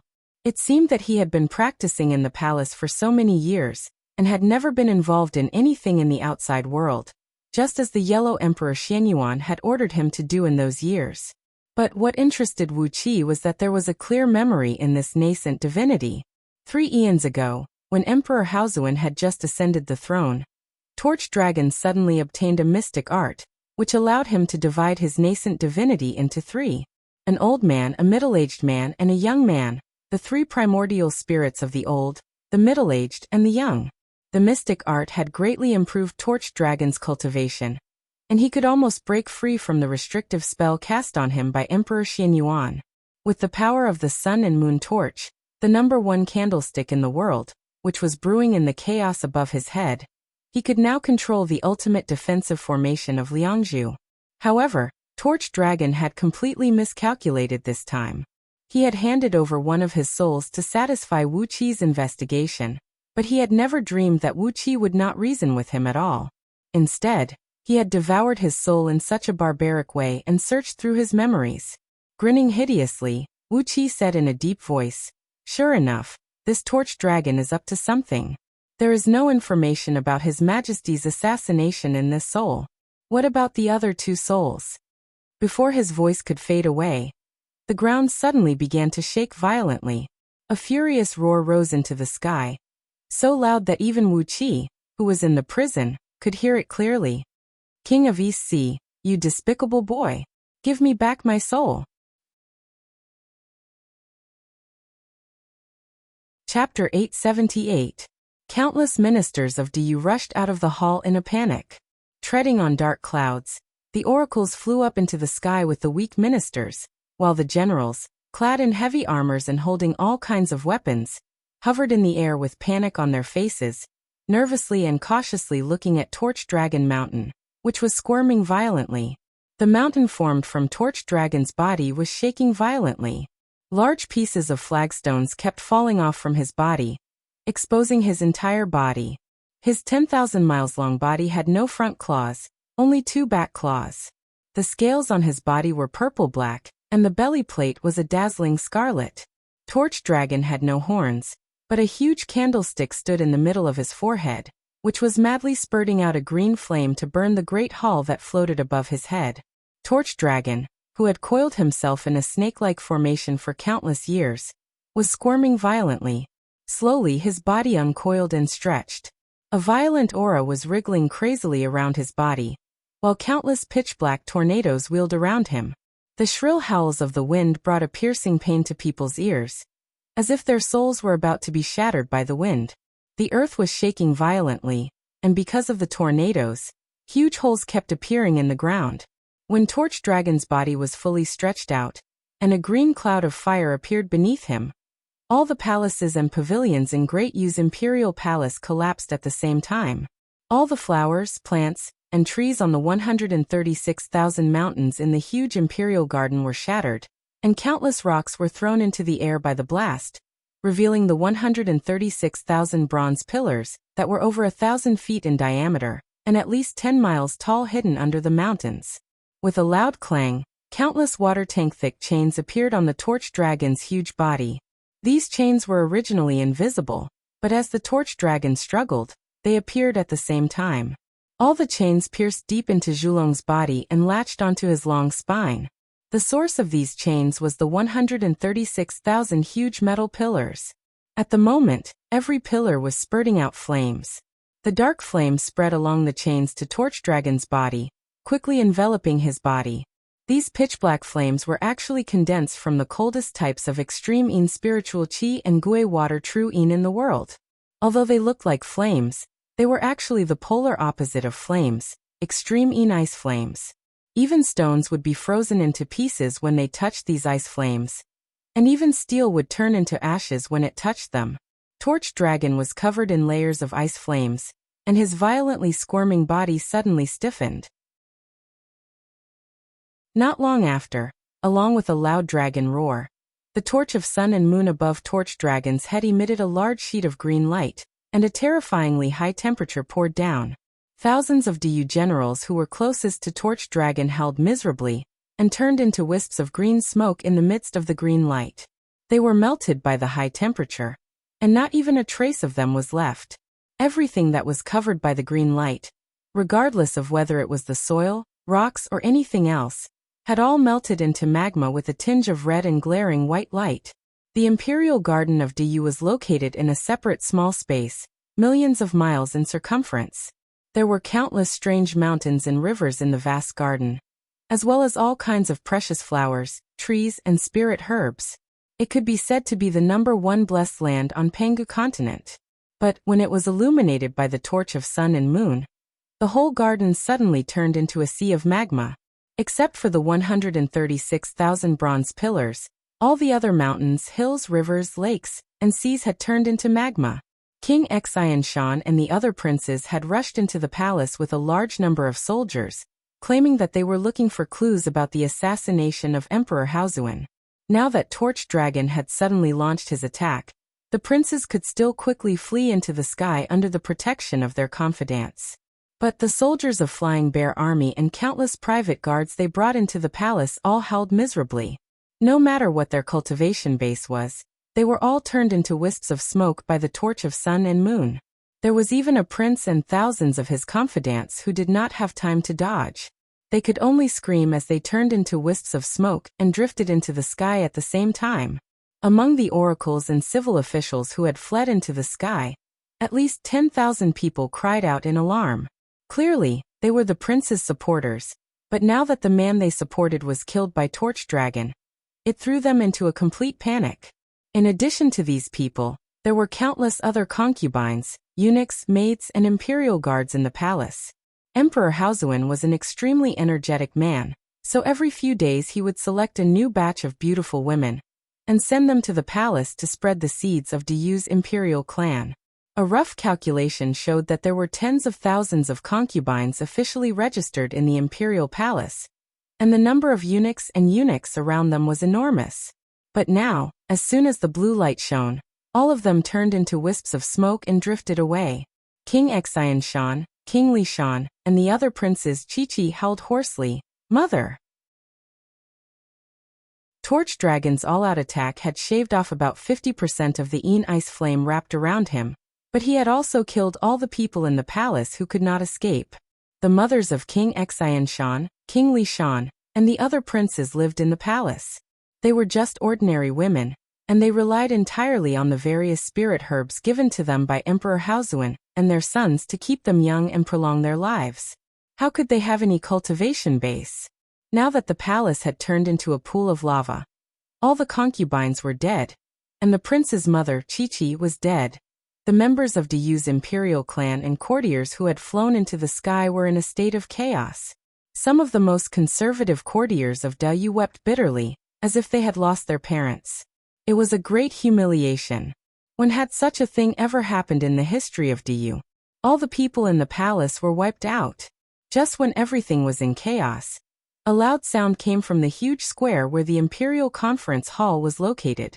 Thousands of yuan stones were blasted out in all directions. The entire square, along with the huge Imperial Conference Hall, were smashed by the candlelight emitted by the sun and moon candle. Torch Dragon slowly lifted his upper body and cried out, "King of East Sea, you shameless boy! Give me back my nascent divinity of 3 separations." Hundreds of figures flashed across the sky. Wuxia had transformed into a dark shadow and quickly put the energy stones into his bag. At this moment, none of the members of Diyu's imperial clan and courtiers were in the mood to pay attention to these worldly possessions, and very few of them could recognize what the energy stones were. Wuxia did not stand on ceremony. He put the energy stones, which contained infinite energy, into his storage ring in front of the crowd, but in fact he stuffed them into his body and slowly refined them with the heaven-refining grand magic. The dark shadow faded, and Wuxia appeared in front of Torch Dragon. The fiend-slaying sword formation reappeared in midair. Staring at Torch Dragon, Wuxia said with a cold grin, "Old dragon, things have come to this. Tell me honestly, did you collude with the enemy to assassinate His Majesty?" Torch Dragon's eyes went wide, blazing with the light of the sun and moon in them, and he was about to lash out at Wuxia. But Wuxia suddenly let out a roar and stopped him. "You'd better think this through," Wuxia snapped. "Don't frame others recklessly. We won't believe a word you say if you don't swear a blood oath with your natal divinity." High up in the sky, King Yangshan and the other kings of the council were shouting and cursing. They were all very surprised. Why could Torch Dragon's fleshly body suddenly move and cause so much damage to Diyu when Wuxia had taken away his soul? When Wuxia shouted out those 2 sentences, everyone shut their mouths at the same time and waited quietly for Torch Dragon's answer. Smiling proudly, Torch Dragon said in a cold voice, "How can I tell you this, boy?" As he laughed coldly, a 10 feet tall, white-bearded man and a 6 feet tall young man appeared on his forehead at the same time. Looking arrogantly at the members of Diyu's imperial clan and courtiers hovering in the sky, they said, "I know who killed Emperor Haozuan. I know who colluded with foreign enemies, and I know what the people you are worried about are trying to do to Diyu. But, do you think you can make me tell you all these things? Do you think you can do it?" Laughing wildly, Torch Dragon's body suddenly began to struggle. A deafening boom rang out as countless wounds tore open on his body at the same time. Streams of purple-black blood sprayed out of the wounds along with billowing green flames, and the surrounding sea of lava suddenly became extremely violent. Monstrous waves of lava shot up thousands of feet into the air, forcing Great Yu's subjects to fly higher in the sky. Hundreds of deafening booms rang out in a row as hundreds of dark supreme towers came slowly through the air. These supreme oracles who came to help were proficient in all kinds of mysterious ice rune spells. As soon as they arrived, they immediately activated their spells. Large patches of black snowflakes fell from the sky, and a bone-chilling cold swept out from the supreme tower. Together with the ice flame on the 136,000 bronze pillars, the cold wrapped Torch Dragon's body. Amidst a crackling noise, the sea of lava around Torch Dragon gradually solidified, and the waves of lava that soared into the sky a moment ago were frozen by a thick layer of ice. The high-temperature blood flowing out of Torch Dragon's body was frozen into purple-black ice by the cold, and his body stiffened once again. Shrill laughter rang out as both of Torch Dragon's nascent divinities burst out laughing at the same time. The young man's nascent divinity transformed into a stream of light and returned to Torch Dragon's body. Suddenly, the flame on the sun and moon torch on the dragon's head soared tenfold, and the surrounding temperature skyrocketed. The snowflakes falling from the sky melted into boiling water. The frozen lava became active again, and the thick layer of ice on Torch Dragon's body melted into a wisp of water vapor amidst the roar of the wind and fire. All the supreme oracles sitting cross-legged on the hundreds of supreme towers coughed up a mouthful of blood at the same time. They stared at the sun and moon torch in horror. They could not believe that a legendary supreme treasure of primordial was so irresistible that even the joint forces of hundreds of supreme oracles could not seal the power of a single sun and moon torch. What did Emperor Xianyuan do to imprison Torch Dragon in the palace of Diyu and force him to be the core of the formation for so many years? While these supreme oracles were still in shock, the nascent divinity of the white-bearded man standing on the dragon's head had already pulled out the golden Xianyuan sword. All the courtiers of Deyu cried out in unison, and some even fell to their knees in midair almost instinctively, worshipping the sword. Torch Dragon burst into wild laughter as he brandished the sword and cried out, "Sun and Moon Torch, Xianyuan sword. Ha ha ha, how are you going to kill me?" His huge body slowly flew up into the sky as the chains tore at him wildly. From time to time, the sound of bones, muscles breaking could be heard coming from his body. Torch Dragon coughed up blood because of the pain, but with the support of the enormous power of his nascent divinity, he still managed to fly up. "King of East Sea, we can't let this fiend escape. We must find out from him how he murdered His Majesty," cried King Yangshan. Wuqi answered. He let out a long roar and unleashed the fiend-slaying sword formation, which transformed into a chaotic world that enveloped Torch Dragon and himself. Princess Zhonglu Aobuzen, and those close to Wuqi rushed into the chaotic world, and no one else could enter after that. Shrill dragon roars kept ringing out of the formation, but no one could see what was happening inside. Chapter 879. The fiend-slaying sword formation could use all the elements between heaven and earth to form a formation. At this moment, Wuqi was using the vast defensive formation in Liangzhu and the endless spiritual energy caves in Yuxiong Plain as the formation. Scarlet patterns of the formation were looming in all directions. They seemed close at hand, but at the same time, they were as far away as the horizon, as if they could be touched with a stretch of their hands, but at the same time, they could not be touched even if they worked hard for a lifetime. These patterns were the specific manifestation of Liangzhu's defensive formation in the sword formation. Each pattern represented countless nested runes, and represented an enormous supply of energy. Although Torch Dragon had destroyed the Great Hall and the core of the formation, the fiend-slaying sword formation Wuqi had constructed with 108,000 Kunwu swords had replaced the destroyed hall, and become the core of Liangzhu's defensive formation again. Whether it was the Great Formation of Liangzhu or the Fiend-Slaying Sword Formation, they were both created by the Yellow Emperor Xianyuan.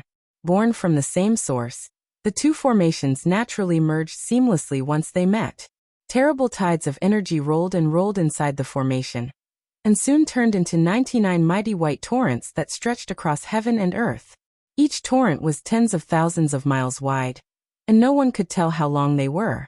Enormous amounts of energy rubbed against each other in the torrents, quickly compressing the gaseous energy into liquid, and finally condensing into a semi-solid substance like mercury. These white torrents rolled and poured over everyone's heads. Every tiny ripple in them seemed to be the incarnation of the heavenly Tao, mysterious and full of an indescribable wonderful aura. A faint purple mist could be vaguely seen in the torrents. It was the primordial purple energy released from Wuqi's body. Entangled by it, the white torrents became more and more unfathomable. Torch Dragon coiled himself up vigilantly and stared coldly at Wuqi and his companions, who were hovering hundreds of miles away. He sneered in a low voice and said, "The fiend-slaying sword formation. It's this damned formation again. If it weren't for this formation, how could I have been trapped here for so many years?" While Zhu Long was murmuring, a Ganoderma-shaped purple gas rose from the top of Wuqi's head. Yuanling's nether realm slowly flew out and plunged into a white torrent. When Wuqi broke through to the Tao-breaking level, he consumed a tremendous amount of energy. Even the spirit vein in Yuanling's dark realm was drained by Wuqi. At the moment, Yuanling's nether realm was severely damaged, and he needed a large amount of natural energy to replenish it. So which place was more suitable than Yuxiong Plain? Along with a deafening noise, 99 white torrents poured into Yuanling's nether realm at the same time. Originally, when Wuqi was dealing with Torch Dragon, he did not need to use these torrents of pure spiritual energy. He was merely using the cover of the array to isolate himself from other people's eyes and ears, and using his official position for personal gain to replenish the consumption of Yuanling's netherworld realm. With the infusion of countless torrents of natural energy, Yuanling's nether realm, which looked a little lethargic, and even the innate divine tree on it had turned a little yellow, suddenly regained its vigor. A tremendous suction came from Yuan Ling's nether realm, and the 99 torrents of natural energy were transformed into beams of strong white light that plunged into Yuan Ling's nether realm. The whistling noise suddenly disappeared, and the natural energy flowed forward at high speed without making any sound. Narrowing his eyes, Torch Dragon sneered and said, "What a good scheme. Using Yu Xiong Plane's natural energy for personal gain. Is this your interstitial world? Why does it look like a planet?" Wuxia rolled his eyes at Torch Dragon and said mockingly, "You have no eyesight. This is a planet. Well, in the words of a Chaos Fiend god, this is a primordial mother planet, the place where my true body was born in my previous life." Torch Dragon, who did not take Wuxia seriously, was stunned. He looked up and down at Wuxia, frowned and thought for a long time, then finally shook his head and said, "Your face is unfamiliar, I can't recognize you. You must be one of the Chaos Fiend gods to know about the primordial mother planet, but your appearance..." Wuxia rolled his eyes at Torch Dragon again and said with a sneer, "Nonsense. Of course you can't recognize me now. This is my appearance after reincarnation. Have you been locked up for too long that your brain has fossilized? I have no time for you. Ao Buzin, go and have a good time with him." A dragon roar rang out as Ao Buzin dashed out with the soul-splitting spear in his hand. As Ao Buzin strode toward Torch Dragon, his body gradually transformed into a 100 miles long, pitch-black dragon. The soul-splitting spear had also become dozens of miles long, and was held tightly in Ao Buzin's claw, its tip gleaming with a frightening cold light. At the sight of Ao Buzin's unique avatar, Torch Dragon retreated hundreds of miles in horror. Carefully, he shrunk his body to a length of 100 miles and cried out, "Ao Buzin? You're clearly the primordial ancestral dragon. I've seen you once in the primordial world. You were attacking Saintess Inghua's cave abode, you." Ao Buzin gave Torch Dragon a glare and said with a cold grin, "Oh?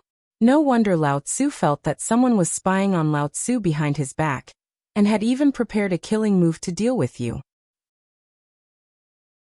Stroking his chin, Ao Buzin heaved a long sigh and said, "Saintess Inghua, she has fallen as well. TSK, I spent 370 times with her, and later on, she became the dragon mother of the fire dragons. How could she have fallen?" Torch Dragon twitched his mouth and did not say a word. He glared at Ao Buzin contemptuously and spat to the side. Ao Buzin heaved a long sigh. He looked Torch Dragon up and down and said, "But you old Torch Dragon, you and I are the two most famous dragons in Primordial, but Lao Tzu has been looking for you for many years, and he has no idea where you are hiding. Why are you looking for me?" asked Torch Dragon subconsciously. Ao Buzin stared at Torch Dragon's lower body gloomily and murmured, "I'm looking for you to mate and give birth to babies.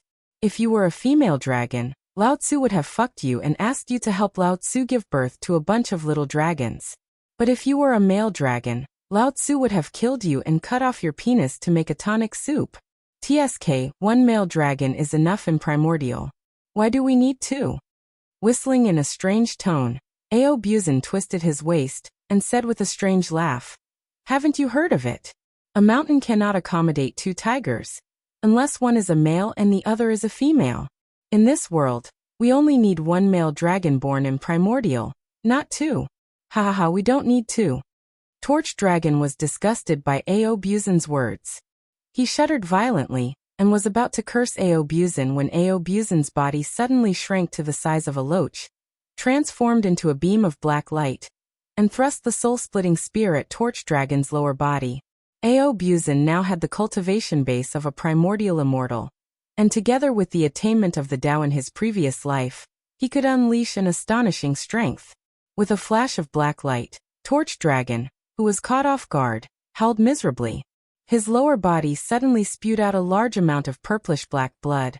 Ao Buzin swaggered up into the air, looked at Torch Dragon and laughed wildly. "What a pity. Just a little bit more, and there would be only one male dragon left in Primordial." Ao Buzin laughed in a strange voice. Behind him, Goldhorn and Silverhorn, the two brothers, blew shrill, unpleasant whistles and cried out, "Old dragon, castrate this fellow. That good thing will be shared among the three of us. It will be a great tonic for our yang energy." Amidst their wild laughter, Gold Horn and Silver Horn had transformed back into their true forms, transforming into dragon pythons of fire and ice that were hundreds of miles long and slowly approaching Torch Dragon. Torch Dragon's body trembled violently as he stared at Aobuzin with an unsightly face. Just now, Aobuzin's nearly sneak attack had nearly severed Torch Dragon's yang root. Fortunately, Torch Dragon had a profound cultivation base, so when the cold energy entered his body, he instinctively compressed his muscles and moved his yang root a little. Aobuzin's spear had failed to break Torch Dragon's primordial yang root, but the spear was a chaotic spirit artifact, so its force nearly shattered Torch Dragon's body. Both of his nascent divinities were shaken violently, as if they were being cut by a wheel of countless blades. Both nascent divinities felt like they were falling apart. What a vicious weapon! With great difficulty, Torch Dragon stabilized his injuries and stared at the spear in Aobuzin's hand, gnashing his teeth. Some vague memories emerged in Torch Dragon's mind. Soul-splitting spear? He asked hesitantly. No, my fleshly body would have been destroyed if it had struck me with a sneak attack. Aobuzin raised the soul-splitting spear and sighed with dissatisfaction. Replica? Have you heard of that old man Yuan Ling? The replica, he refined. The king of East Sea is that old man's reincarnation. Damn it, such a good Grand Mist artifact. But the replica only has the power of a chaos spiritual artifact. What a pity, what a pity. Torch Dragon's nascent divinities had the urge to vomit blood. A replica actually has the power of a chaos spiritual artifact, and you're still not satisfied? The most powerful weapons forged by other chaos fiend gods were only at the level of innate spiritual weapons. Chaos spiritual treasures. Who could forge chaos spiritual treasures? No wonder this spear attack almost killed his fleshly body and two nascent divinities at the same time. Taking a deep breath, the sun and moon torch above Torch Dragon's head emitted a dazzling azure light that wrapped around his body. He dared not be careless anymore. Seeing that Torch Dragon had become serious, Aobuzin knew that he had lost the chance to severely injure him with a sneak attack. Now he could only fight head-on. Raising the soul-splitting spear, Aobuzin began to recite an incantation in a deep voice. Large patches of dark clouds and thunderbolts emerged around Aobuzin, spinning rapidly behind him and gradually turning into a huge black hole with a diameter of thousands of miles. Thick thunder dragons and lightning flood dragons spun rapidly in the black hole, stretching into a huge lightning net thousands of miles in circumference. Zhulong narrowed his eyes and struggled with all his might. However, the chains that had penetrated deep into his body had firmly imprisoned his body. There was not much space for him to move or dodge. If not for these chains, how could he have been so easily wounded by Aobuzin's sneak attack just now? Blood was still dripping from the spot where his tail was pierced, and it made his mood extremely depressed. Gold Horn and Silver Horn flanked him from both sides, laughing in a deep voice as their mouths were full of saliva and flashing with ice and fire. Gnashing his teeth, Torch Dragon looked at the countless chains on his body and said in a low voice, "If not for Yellow Emperor's restrictive spell, I would have easily killed you today. Zhulong, you have just stepped into the realm of Tao reasoning, while I have been trapped for so many years, but my cultivation base has remained at the realm of Tao breaking. How could you possibly be a match for me?" Unwilling to show weakness, Aobuzin grinned hideously and said, "If not for the fact that you are a male, Lao Tzu would have given you a good beating today. Humph, cut the crap. Do you think you are so great just because you are in the realm of Tao breaking?" In the distance, Wuxia chuckled. All of a sudden, 108,000 huge silver stars appeared in the void and poured down with a tremendous pressure. Torch Dragon's body sank abruptly as the pressure of these stars was exerted on him. The bones in Torch Dragon's body creaked. He struggled and jumped with all his might, but how could he move?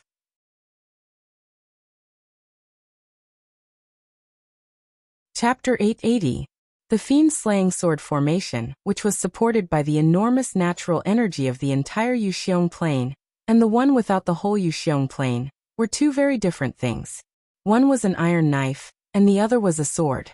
An iron knife could kill as well, but it was not as clean and neat as a sword, leaving no chance for the victim to dodge.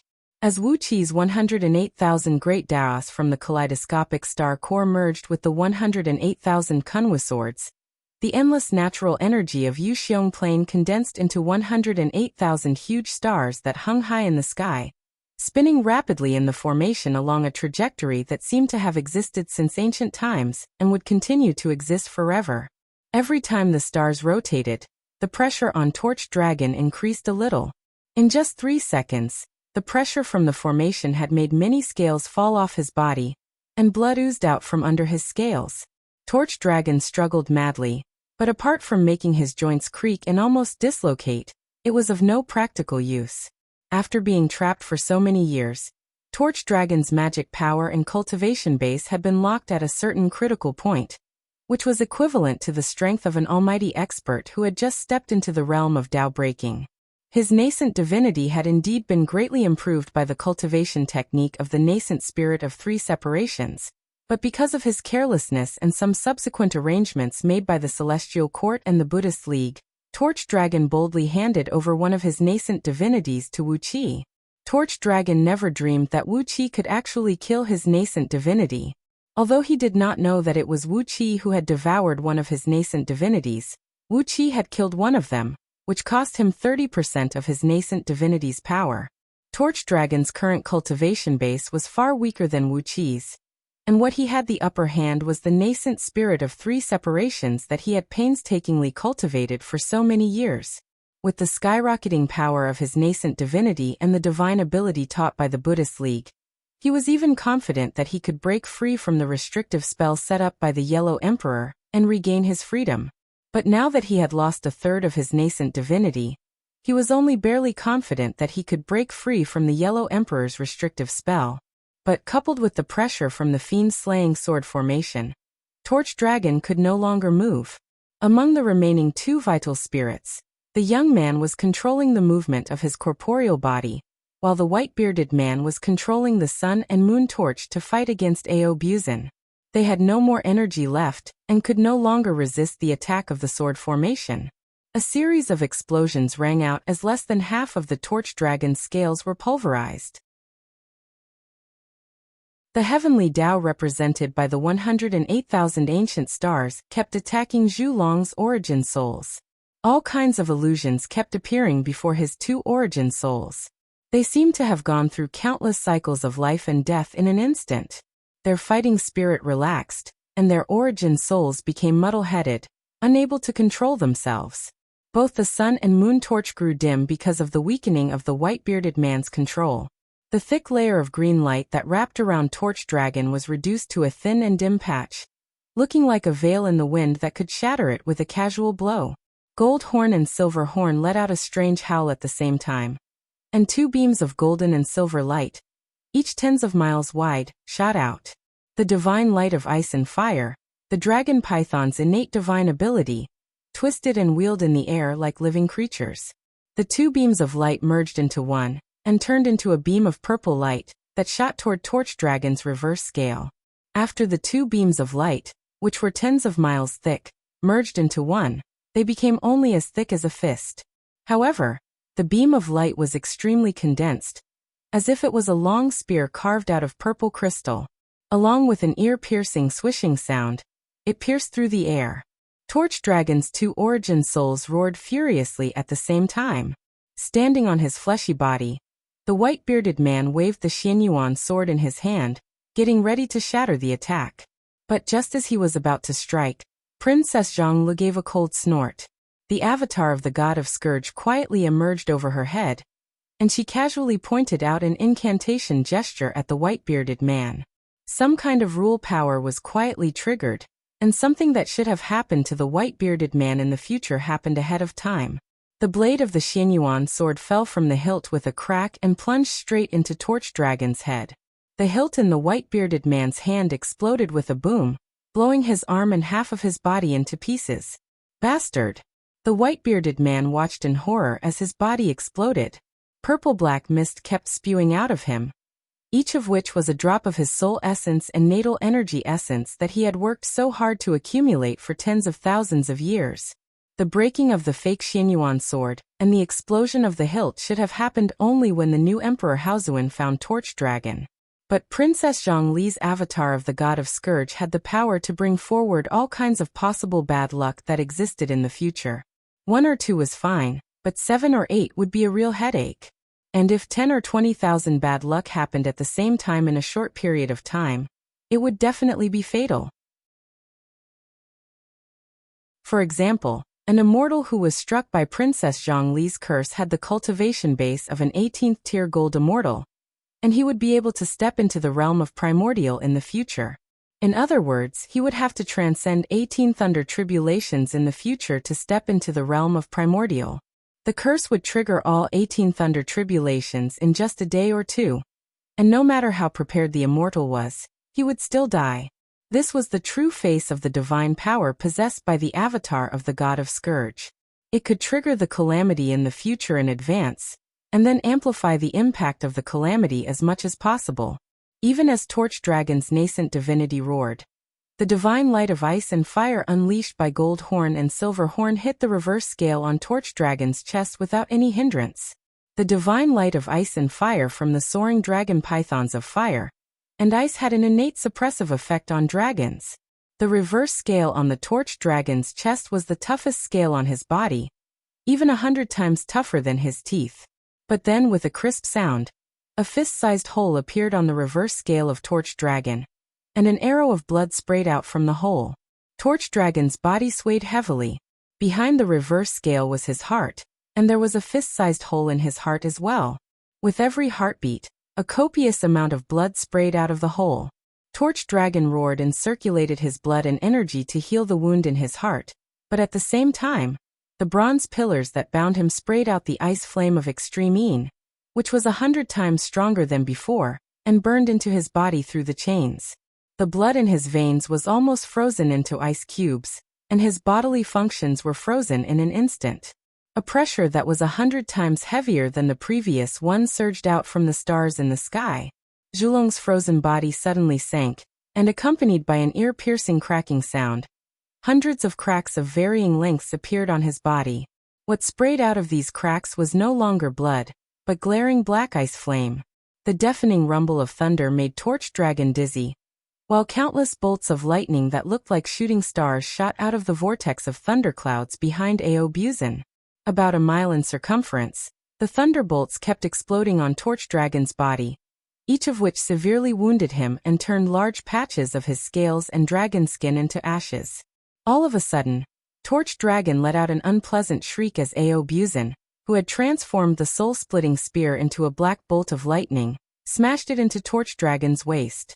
The soul-splitting spear easily pierced through Torch Dragon's body, then grew to hundreds of feet thick and 100 miles long, firmly pinning Torch Dragon to a large piece of black xianbing. Even Audiobook was stunned by the success of the strike. Torch Dragon, your body is weak. Hee, this is not the body that a living being in the primordial should have. Torch Dragon's performance today was far less than Audiobook had expected. The power of his fleshly body was pitifully weak. Torch Dragon threw his head back and roared furiously. If the Yellow Emperor Xianyuan had not imprisoned me for so many years, causing my fleshly body to turn stiff and petrified, how could I have let you succeed so easily? Hate. Laughing bitterly, Torch Dragon snapped. Well, what's the use of this fleshly body of mine? In the future, I'll change my appearance and no longer have the body of Torch Dragon. At that time, there will be a new world in front of me, so why should I linger in this body of a wolf? A golden lotus throne floated out of Torch Dragon's forehead. Accompanied by a deep and sonorous chanting, 2 of his nascent divinities flew up into the sky. The golden lotus throne emitted a faint Buddhist light, and wherever it passed, the enormous pressure gathered by Wuxia with the sword formation could no longer do anything to Torch Dragon. The huge sun and moon torch flew up along with the lotus throne, emitting a faint green light that wrapped around the lotus throne. Torch Dragon's heavy and huge body fell heavily to the ground. Audiobook, Gold Horn, Silver Horn, Gold Feather, Silver Feather, and Catfish Flood Dragon flew toward it. Lord Xianxing thrust his illusion-breaking halberd straight at the lotus throne, Yuan Qing leaped up and hacked at Torch Dragon's nascent divinity with his staff, while little K, and Feng Tianling opened their mouths and sprayed out 2 streams of Nanming flame to burn it. The golden lotus throne swayed gently, and a vast Buddhist light poured out of it. All the attacks were turned into nothingness when they were still far away from Torch Dragon's nascent divinity. Lord Xianxing and the others cried out in alarm as they were knocked back in a sorry state. Wu Qi's eyes lit up as he looked at the lotus throne and said with a smile, "What a great treasure!" Torch Dragon's 2 nascent divinities glared at Wu Qi and said with a cold grin, "It is indeed a great treasure. It is transformed from one of the petals of Lord Buddha's 8 treasures lotus throne. A supreme treasure of the Buddhist League that can defend oneself and the enemy. How could you? Heaven!" The complacent Torch Dragon was suddenly struck dumb. Right in front of him, Wu Qi's body had transformed into the 4-faced and 6-armed golden body of the Buddha. A beam of Buddhist light shot out of Wu Qi's eyes and gently swept across the golden lotus throne. The great light indestructible Amitabha treasure scripture was exercised, and the golden lotus throne obediently fell into Wu Qi's hand. Torch Dragon's nascent divinity let out a shrill cry. A great sheet of green light burst out of the sun and moon torch, and was about to flee with the 2 nascent divinities. But suddenly, countless stars in the void shone brightly, transforming into countless silver flying swords that slashed down toward the torch. A column of green flame, 10,000 miles in circumference, rushed out of the torch and greeted the flying swords. Wu Qi let out a long cry and thrust the heaven-pacifying sword down. With a shake of his hand, Ao Buzan produced the soul-splitting spear, while Lord Xianxing produced the illusion-breaking halberd. Meanwhile, Princess Zhonglu struck out the indestructible lotus, the fundamental pagoda, and the heart seal in quick succession. 5 beams of strong light froze the earth, water, fire, and wind, as well as the green flame spewed out by the sun and moon torch.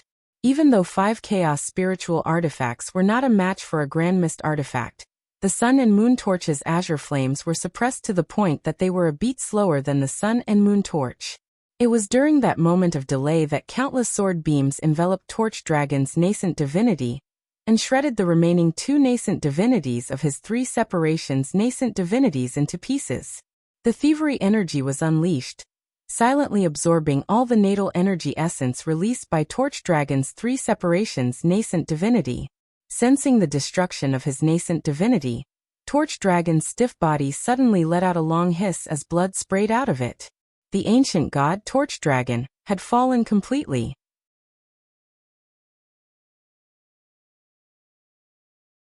Chapter 881. Suddenly, Wu Qi raised his hand and said in a deep voice, "Heaven and earth have sensed it. I dare not take all the credit." Unfortunately, the world had changed. For some reason, Torch Dragon had offended the sacred emperor of the human race, and was imprisoned in Diyu by the Yellow Emperor Xianyuan with such a powerful restrictive spell. His strong fleshly body, which was even stronger than the great Saint Panga's, had decayed to such an extent. It seemed that his fleshly body was at most at the level of a primordial immortal, at least tens of thousands of times weaker than when he was at his peak. Meanwhile, the Yuan divinities of the 2 corpses were besieged by the crowd. After all, they were just Yuan divinities, which could not compare to the fighting strength of a fleshly body. Even the Yuan divinities of Chaos Fiend gods were extremely fragile compared to their fleshly bodies. After a fierce battle, Torch Dragon's Yuan divinity was severely wounded, and he could only escape with the help of the golden lotus throne given by Amitabha. While Wu Qi remained silent, King Lishan, whose face was also extremely unsightly, snapped, "You are right, eldest brother. King of East Sea, hand over the wheel of sun and moon at once." Before Wu Qi could say anything, King Lishan had already leaped toward the wheel of sun and moon, grabbing at the trembling supreme treasure of primal that was trying to break free from Wu Qi's restraint. Torch Dragon's teeth, bones, skin, and scales were all excellent materials for artifact refinement. If Wu Qi were to carefully refine it, he would definitely be able to refine many innate spirit artifacts. Many important figures in the East Sea would also be able to upgrade their weapons and armors to a higher level. Sneering, Wu Qi murmured, "A supreme treasure of primal. Are you trying to snatch my food?" Torch dragon's blood was also an excellent material for alchemy. When Wuqi saw Aobuzin and the others trampling on Torch dragon's corpse, he hurriedly flew over, grabbed a large jade bottle, and began to extract Torch dragon's blood. The blood in Torch dragon's huge body was comparable to the water in dozens of great rivers. It took Wuqi a while to extract all the blood. In the face of the might of heaven and earth, only Tao-breaking experts could just barely resist it. Torch dragon's true body was hundreds of thousands of miles long, and his tendon was also hundreds of thousands of miles long. Although his body had decayed after being imprisoned for so many years, the tendon still contained most of his essence. If such a long dragon tendon was used to forge weapons, how many powerful bows could the East Sea increase? This was especially true for generals like Bai Qi and Li Xian. As generals, didn't they all need a powerful bow? If it was any other Buddha who gave him a life-saving magic treasure, Wuqi might have to spend some effort. However, it was the golden lotus throne given by Amitabha. Wuqi didn't even need to spend any effort to swallow the golden lotus throne, which also devoured his primordial spirit. Looking at Torch dragon's corpse lying on the ground, Wuqi could not help but shake his head. Torch dragon's dying howl shook the tens of thousands of stars in the void, and the fiend-slaying sword formation shook violently. As all of Wuqi's mind was connected with the sword formation, when the sword formation moved, his body was affected as well, causing him to tremble a few times. Even his divine soul was shaken by the aftershock of the sword formation. But as he had just devoured Torch dragon's primordial spirit of 3 separations, his divine soul and cultivation base had skyrocketed several times. The tremors could no longer hurt him. With a crooked finger, a stream of yellow energy poured into Huangliang's body. Huangliang, whose cultivation base had reached the peak of the 9 stars realm of the second Panga heaven with the true body of heaven and earth scripture, gave a strange cry. "I'm going to explode." Assassinating a human emperor was a heaven-defying act, so Torch dragon had accumulated a great amount of karma. If the golden lotus throne given by Amitabha had not helped him suppress it, he would have been exposed. When Wuqi and his companions killed Torch dragon, the heavenly Tao sensed it, and immediately sent down an immeasurable amount of virtues, which was enough for the most important civil and military officials of the 6 states to make breakthroughs. It was a pleasant surprise. Wuqi's eyes flickered. Just as he was about to discuss what to say, King Xian Shan, whose face had turned extremely unsightly, suddenly snapped. "King of East Sea, Torch dragon has been killed. Hand over his natal magical artifact, the Sun and Moon Torch. This is the supreme artifact of Primal. How can you, a mere king of East Sea, lay a finger on it?" When all this was done, the pressure of the heavenly Tao slowly dissipated, and King Yangshan and the others regained their ability to move. How infuriating! King Gushan, who was standing next to King Yangshan, widened his eyes and fainted with anger. His personal guards and subordinates were so frightened that they rushed forward to treat him, giving him all kinds of life-saving pills as if they were free. Although Baichi and the other military officials had changed their cultivation of the true body of heaven and earth scripture, which Wuqi had used to disguise their appearances, Su Qin and the others were practicing the magic of immortals.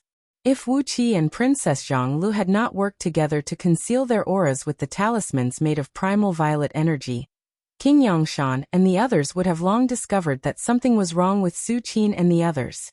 But now that they were about to break through the realm of primordial with the strong push of the heavenly Tao, even the talismans made of primal violet energy could not conceal their auras.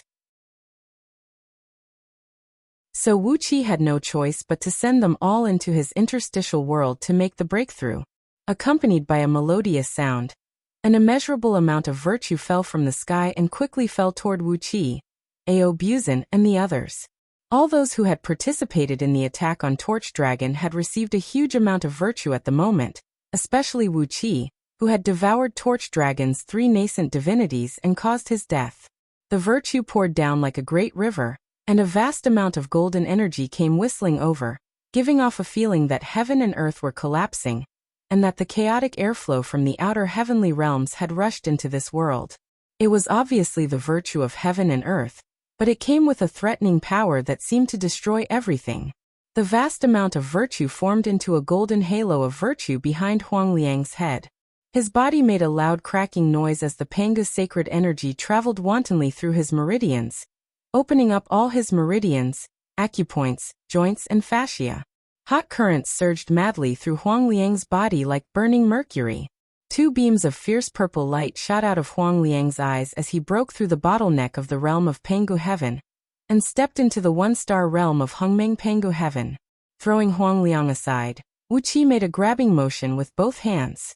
Li Mu, Lianpe, Baiqi Li Xian, Wang Jian, and the other famous generals of the Six States, as well as Su Qin, Zhang Yi Gigazi, Sun Kuang Mod, and the other ministers of the Six States. An enormous amount of virtue divided into hundreds of billowing torrents and poured into their bodies. Then Wuqi activated his Dark Yin Celestial Tower and swallowed all Su Qin and the others, who were practicing immortal cultivation, into it. Blood oozed out of Wuqi's 7 orifices as he forcibly resisted the virtue that had descended from heaven and earth and poured it into the bodies of others. It was like a child trying to turn a huge millstone. Both Wuqi's body and divine soul were under great pressure. When Wuqi, who had just created Huang Liang, was almost unable to resist the counterattack of the heavenly Tao, Princess Zhang pressed her hands on Wuqi's back and poured an enormous divine power into him. A 5-colored divine light roared up from the top of Wuqi's head. In front of so many ministers of Diyu, Wuqi flew to King Li Shan and kicked him away. The faces of the ministers of Diyu who were hovering in midair turned extremely unsightly when they thought of the beautiful imperial gardens not long ago, and then looked at the huge rock that was now barren. The huge rock was like a heavy slap in the face of all the ministers of Diyu. The faces of King Yangshan and the other kings of the council turned green, then white, then blue, and then blue. Suddenly, a few of the grumpy kings could not control the surging of their energy and blood, causing them to open their mouths and cough up large mouthfuls of hot blood. Torch Dragon's huge body fell to the ground, and Ao Buzin and his men were still devouring his flesh and blood. Everyone present knew that Torch Dragon was dead, even without Wuqi telling them. King Yangshan growled furiously.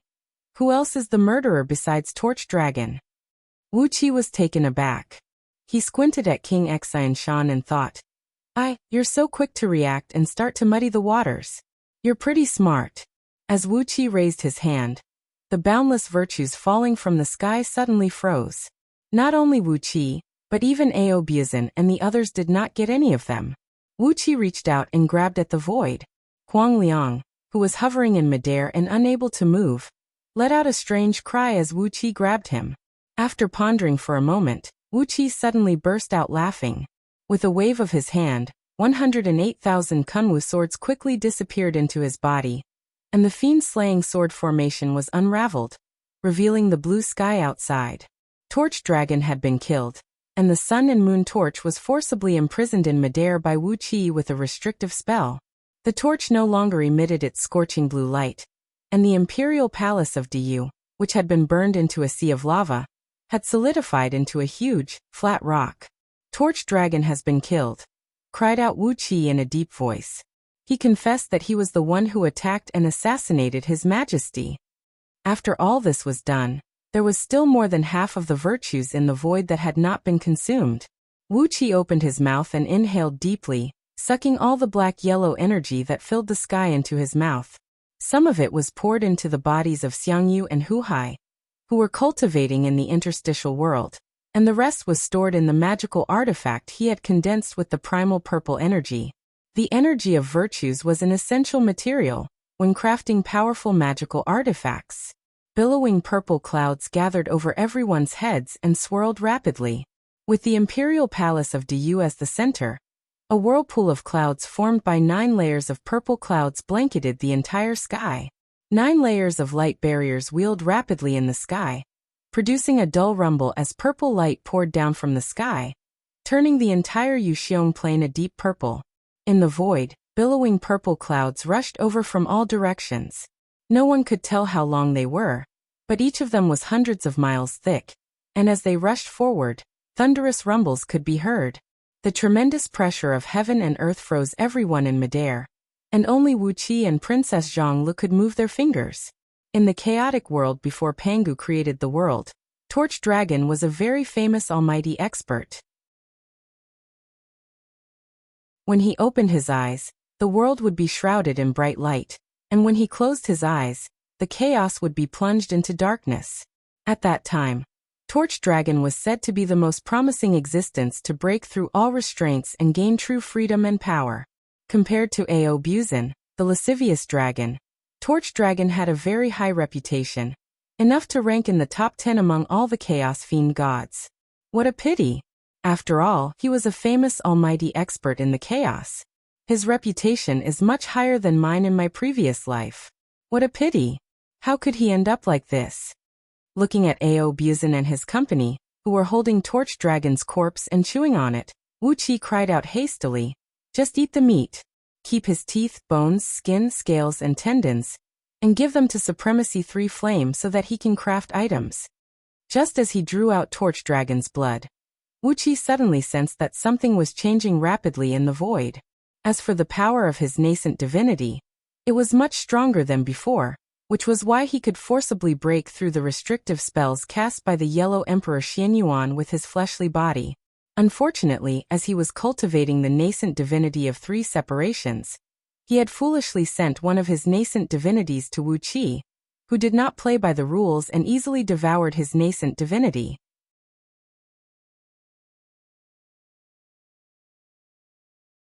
Chapter 882. After cultivating both the true body of heaven and earth scripture, and the dragon transformation script, after Wuqi broke into the realm of Tao breaking, his fleshly body could no longer be described with a normal concept. But in general, he could break and resist all spells with his fleshly body. After that, Wuqi regained the memories of his previous life.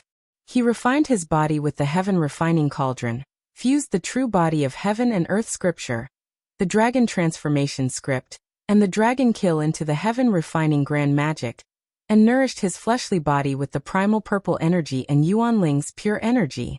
As a result, his fleshly body was countless times stronger than when he was cultivating the true body of heaven and earth scripture, and the dragon transformation script. The true body of heaven and earth scripture was created by some almighty experts of the human race, based on the Panga true body of heaven and earth scripture. When cultivated to the extreme, one's fleshly body could reach 40 to 50% of Panga's strength.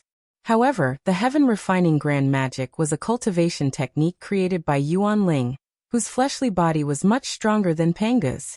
Therefore, at the moment, Wuqi's fleshly body was beyond the imagination of others. He casually kicked on King Lishan's belly.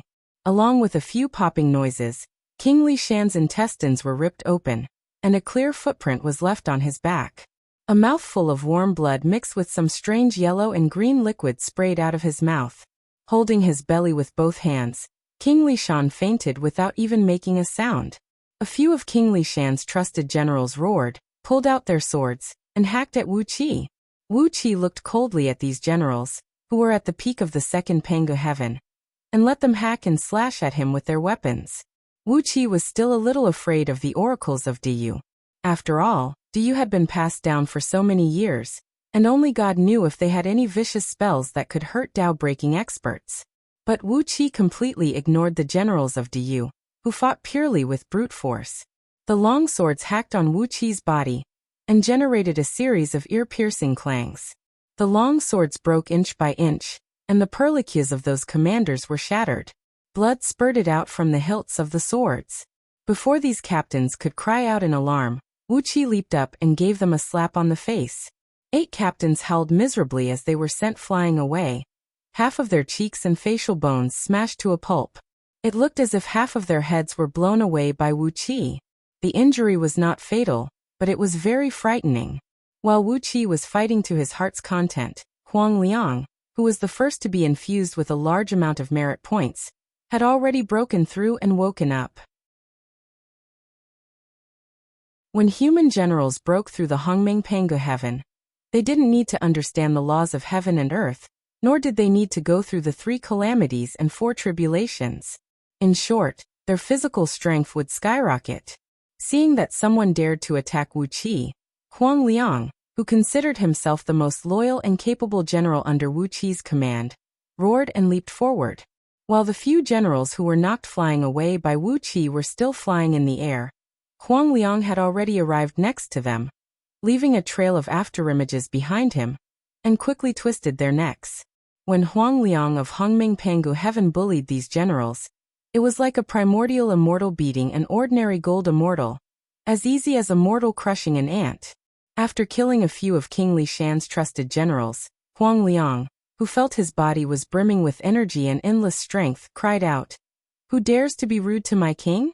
Step forward and let me have a good look at you." With a snort, Huang Liang flexed his arms coquettishly to show off his well-developed muscles. A crisp sound rang out as the armor on his upper body was shattered by his bulging muscles, and all his clothes turned to ashes and drifted away in the wind.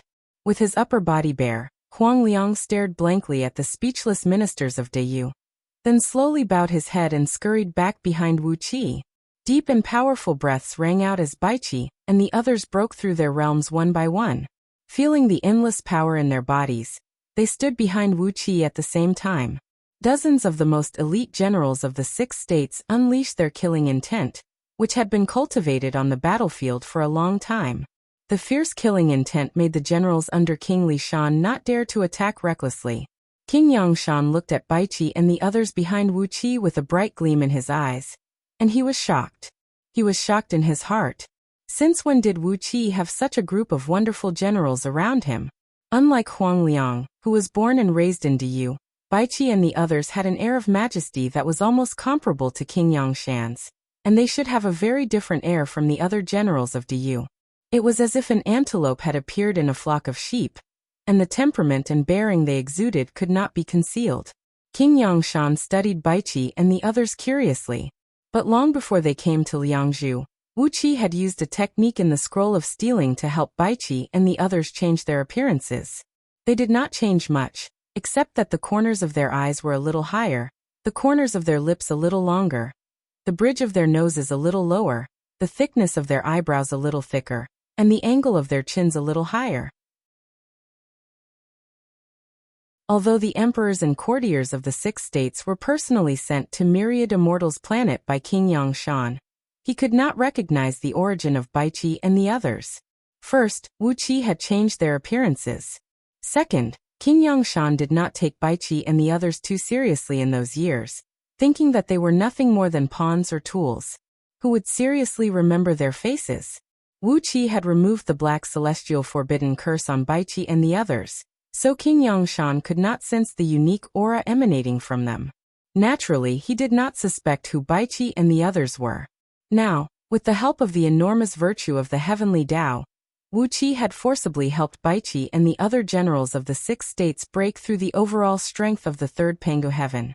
Together with Ao Buzin and the others, who were crazily devouring torch dragons' flesh and blood, the overall strength Wuqi was showing now was very strong. Although Wuqi's foundation was still a little weak compared to Deyu and the other powerful clans, he had the Kunwu sword, which made him the successor of the Yellow Emperor Xianyuan. Coupled with the dozens of primordial experts under his command, who would dare to attack him. King Xianshan glanced at King Li Shan, whose life was uncertain after being kicked by Wuqi. His expression flickered for a while, and then he suddenly snapped. "King of East Sea, why did you hurt Prince Deyu so badly? Could it be that you want to rebel by relying on the meager strength behind you?" Raising his right hand, Wuqi said in a deep voice, "I swear on my soul that I will never rebel." King Xianshan opened his mouth, but his face turned purple when he heard Wuqi's sudden oath.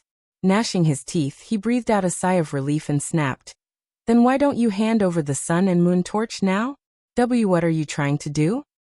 Wuqi looked at King Xianshan in surprise and asked calmly, "Why do you have to target me, King Xianshan? Are you afraid that I'll tell you?" Before Wuqi could finish, King Xianshan growled angrily, "How dare you? Do you think I'm afraid of you?" King Yangshan and the other kings of the council turned to look at King Xianshan at the same time. Their eyes flickered with an indescribable sense of danger. "Calm down, King Xianshan," said King Yinshan grimly. "If you have anything to say, just let the King of East Sea say it." Clearing his throat, King Yinshan said, "I can't believe the heavenly Tao has bestowed such a great virtue upon the King of East Sea for killing Torch Dragon. Hee hee, I've only heard that the human emperor is the person entrusted with the destiny of the heavenly Tao. If someone dares to kill the human emperor without permission, he or she will surely be plagued by boundless bad karma. Hee hee, killing someone with boundless bad karma will surely result in boundless good karma. King Gushan, who had just woken up, gritted his teeth and said with a cold grin, "Please tell us, King of East Sea, who colluded with Torch Dragon to kill His Majesty?" All the kings of the council turned to look at King Xian Shan.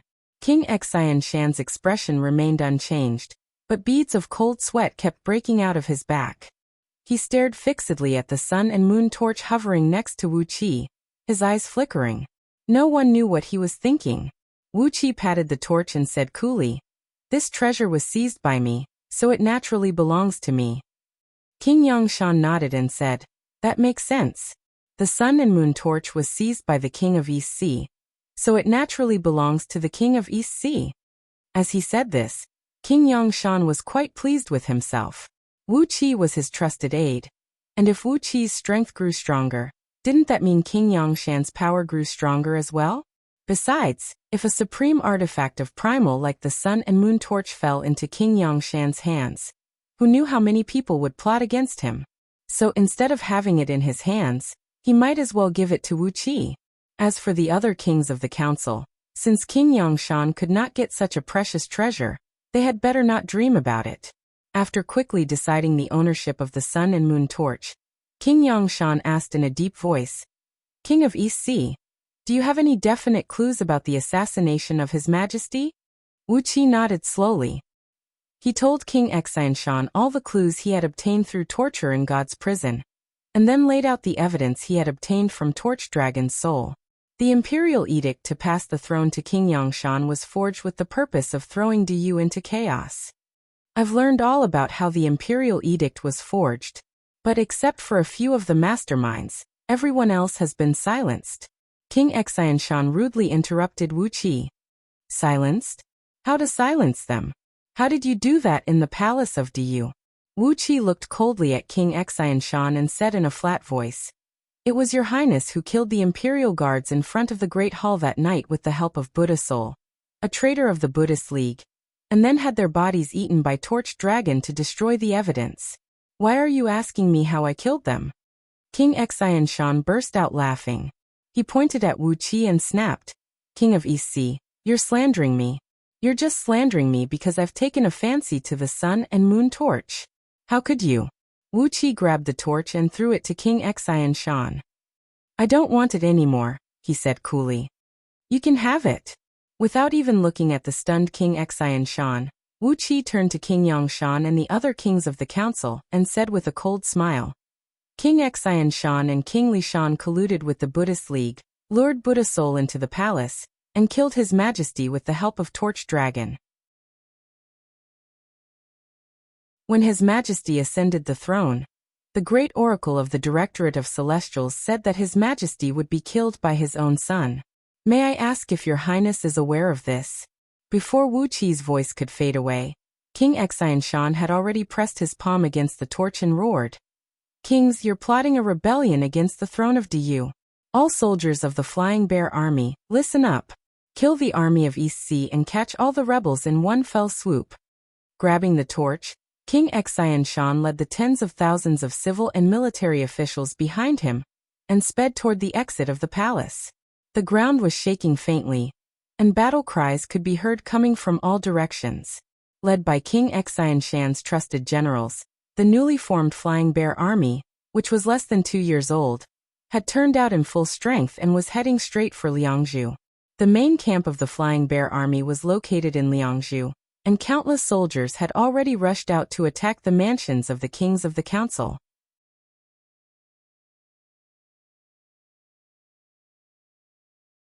Chapter 883. Just as King Xianshan ordered the Flying Bear Army to attack, and took the lead in fleeing toward the palace gate, the courtiers behind him also made their move. There were about 300,000 courtiers and generals in Liangzhu who could discuss state affairs in the Great Hall, and King Xianshan's supporters numbered more than 30,000. Now that these people had made their move, the scene was thrown into chaos. Just now, Torch Dragon had wreaked havoc in the palace, and all the courtiers were wounded, so their reactions were much slower. As soon as King Xianshan roared, his supporters immediately attacked the people around him. Blades and swords danced wildly in the sky as the tens of thousands of courtiers behind King Xianshan pulled out countless spirit talismans and threw them out at the same time. Flames and thunderbolts turned into thick clouds that almost blotted out the sky. The cultivation bases of these courtiers of Deyu were not much different. Apart from King Yangshan and those who had strong clans and lineages, the others were about the same level as gold immortals. When they were suddenly attacked, miserable howls rang out and blood splattered in all directions. Many died and fell to the ground. The generals behind King Xianshan swung their blades and swords around like mad tigers. Their bodies were surrounded by a thin layer of golden light, which increased their strength by dozens of times. For a moment, they had an absolute upper hand over the other courtiers around them. Wherever the blades and swords passed, heads flew into the air. When the spears pierced through the air, blood sprayed everywhere.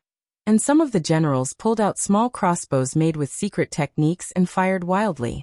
Dense rune arrows flew through the air, and those who were hit by the arrows howled and fell to the ground. The spirit talismans in the hands of the courtiers were very strange as well. Although they were in essence the bone talismans of Deyu's Directorate of Celestials, the power they unleashed when activated was more like the large-scale magic spells of immortals and Buddhas. The dull rumbling of thunder made one's bones and tendons go limp. Thunder and fire swept across heaven and earth. And with each rumble of thunder, hundreds of courtiers fell to the ground, howling.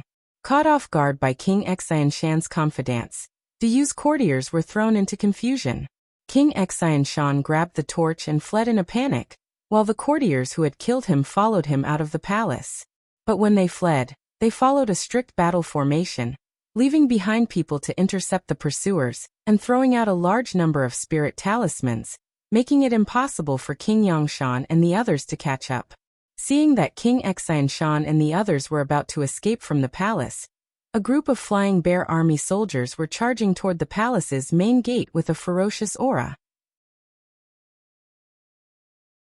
If they were to join forces, it would be a little impossible to stop King Xianshan. Stop them! What are you doing? King Yangshan snapped.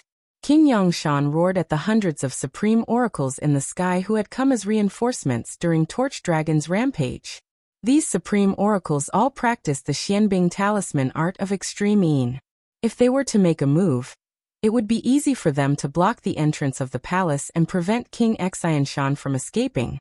But these oracles just stared at each other in the sky, and none of them dared to move rashly. Only when King Yangshan was cursing did these oracles slowly drive the supreme towers to cross each other in the sky, slowly dividing them into two distinct formations. Tremendous divine wills surged in the void. Hundreds of supreme oracles locked onto and attacked each other with their divine wills, stirring up a spiritual storm that shook all the civil and military officials in the sky. Blood oozed out of their 7 apertures and fell to the ground, while the civil and military officials cursed and held their heads in their hands, seeming to be having a hard time. The roars of beasts rang out incessantly, while blasts of various colors rushed out of the heads of King Yangshan and the other kings of the council, as well as the honorable courtiers, as tens of thousands of powerful beast souls emerged out of thin air. With the help of the soul power of these beast souls, King Yangshan and the others managed to keep their minds clear under the attacks of the 2 supreme oracles. Wuxia let out a long roar. A plume of black smoke sprayed out of the top of his head, while the soul of Taotai flew up with bared fangs and brandished claws. Standing swaggeringly next to Princess Zhonglu, he cried out, "Anyone from the East Sea who dares to invade our camp will be killed without mercy." One after another, Huang Liang and the other military officers of the East Sea rushed toward the East Sea's camps outside the 4 city gates of Liangzhu. But when they were less than 1,000 feet away, the dozens of supreme oracles standing at the exit of the palace waved their hands at the same time. A great sheet of cold light fell from the sky like a wall, and the frigid air condensed into countless black Xianbing walls, each about an inch thick, in the air, blocking in front of Huang Liang and the others. After paying his respects to the supreme oracles, Huang Liang swung his broadsword and brought it down hard on one of the Xianbing walls in front of him. A strange noise rang out as Huang Liang's broadsword and the Xianbing wall shattered at the same time. Huang Liang's body trembled, and a thin layer of ice suddenly formed on his fingers. It's so cold. Damn it. How can these old fools be so strong? He cried out. Princess Zhongli gave a clear cry. 9 golden bodies of the ancient gods emerged from the top of her head amidst a 5-colored divine light, and streams of divine power swept out in all directions. Ignore them, Princess Zhongli cried out. Just do what you need to do. She waved her hand, and a large sheet of light fell on Huang Liang, Baiqi Lianpe, and the other East Sea military officers. Their bodies were wrapped in a faint layer of 5-colored light, and the Xianbing wall in front of them suddenly evaporated. Huang Liang and the others let out a long cry, then quickly turned into numerous afterimages, and rushed toward the East Sea military camps outside the city gates. A few supreme oracles snorted coldly. Driving their supreme towers, they were about to press toward Princess Zhongli. Wu Qi gave a long cry, and the 108 Kunwu sword shot out, rolling up the rich natural energy in the surroundings, and activating the defensive formation of Liangzhu. Soon, numerous runes of the formation lit up on the ground outside the city, and a vast amount of natural energy quickly gathered toward the Kunwu swords. Wu Qi's body trembled violently as all the natural energy in the whole Yuxiong plain seemed to be converging toward him, giving him a sense of powerlessness that he could not control. The past human emperors were able to control this array formation, because they borrowed the power of the array formation in the hall, to share the power of the array formation's backlash. In particular, Torch Dragon, a scapegoat, was suppressed under the hall. Torch Dragon's huge body and strong body became the array formation's cushion, so the human emperors could easily control this array formation with their Dao reasoning realm strength. But without Torch Dragon's cushion, even though Wu Qi had just stepped into the realm of Dao breaking, he felt that his body was about to be torn apart by the enormous natural energy. If it were not for the heaven-refining grand magic, and Wu Qi's extremely tough body, he would have been blown to pieces by now. With a wry smile, Wu Qi reluctantly pointed at the formation and cried out, King Xianshan, order your soldiers to return to their barracks. You and the traitors who followed you and betrayed you, surrender now, or, damn it, or Lao Tzu will kill you all. By exercising the Dharma idol divine ability, his body had grown to a height of 100,000 feet. Blue veins and blood vessels bulged all over his body, twisting and throbbing like flood dragons. An enormous amount of energy kept pouring into his body through Kunwu swords. With the help of the formation, his overall strength soared, and soon reached the level of peak-level Dao-breaking realm that Emperor Haozuan had achieved with the help of the formation. The peak level of Dao-breaking realm had the power to shatter almost all the shackles of the heavenly Dao. Wu Qi's eyes flickered with purple flames.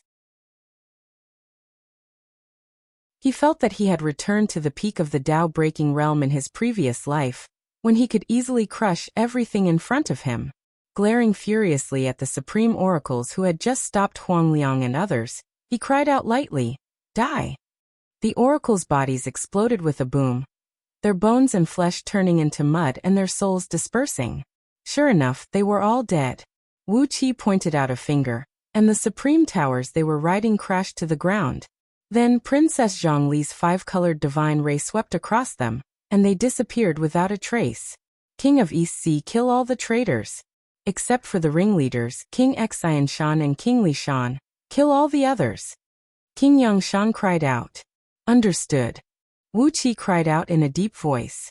With a thought in Wu Qi's mind, countless silver-purple stars appeared in the sky above the formation. The huge stars spun violently and shot out countless fist-sized silver starlight with sharp edges. The starlight fell to the ground like shooting stars, and each star accurately hit the head of a rebellious soldier of the Flying Bear Army. The starlight was extremely heavy and sharp. Even though the soldiers of the Flying Bear Army had profound cultivation bases and strong fleshly bodies, they were killed in an instant by the starlight. There were only dead soldiers, and none of them were wounded. Wu Qi's body was shrouded in a thick and heavy vortex of energy, making his enormous body look like a fiend. His long hair fluttered in the wind, and his eyes flashed like lightning. His whole body and divine soul had become one with the formation in Liangzhu. He felt that he had never been in such a good state. In the area covered by the formation, except for the secret palace, which was protected by countless restrictive spells, he could control almost everything. King Xianshan, stop now or you'll die. While no one was paying attention, Wuqi stealthily fused the immeasurable amount of energy gathered by the formation into the heaven-refining cauldron between his eyebrows. The cauldron was an extraordinary artifact of the primal chaos. Although it did not have any offensive or defensive power, it had a miraculous effect. It was much stronger than Wuqi, and no matter how much energy he poured into it, it did not react. Wuqi took the opportunity to steal more energy, as he would need the cauldron's help when he cultivated the heaven-refining grand magic in the future. King Xianshan, sweating profusely, turned around and pointed a finger at Wuqi. He did not even have the strength to curse him. Even Emperor Haozuan dared not to let all the energy in the formation flow directly into his body. It had to be buffered by Torch Dragon and the formation before he could use the whole formation. Wuqi is a freak. He actually used his own power as the core of the formation to control this supreme-grade killing formation. Anyone who controlled this formation would have the overall strength of a peak-level Dao-breaking expert. In DU today, no one could fight against the person who controlled this formation. King Xianshan stared at Wuqi in despair, then suddenly roared, "Buddha soul, you bastard! Haven't you succeeded yet? You! It's been so many days, you bastard!" While King Xianshan's curses were still echoing in the air, a hoarse, deep, and evil voice of Buddha came from a distance. "I am a Buddha, and the Buddha is merciful. I never thought that apart from Emperor Haozuan, after destroying Yuxiong Palace, there is someone who can withstand the backlash of this formation with his fleshly body." The voice sighed and said slowly, "Listen up, kings of Diyu's council. I've taken control of the Temple of Truth, and the life and death of all your revered elders are now in my hands. Can we have a good talk now?" The Buddha soul laughed in a strange voice, while King Yangshan and the others looked in the direction of the secret palace with ashen faces. King Xianshan raised his hands and cheered, while his followers around him screamed with excitement. Only those who were truly loyal to Diyu could not help but tremble and wail in despair.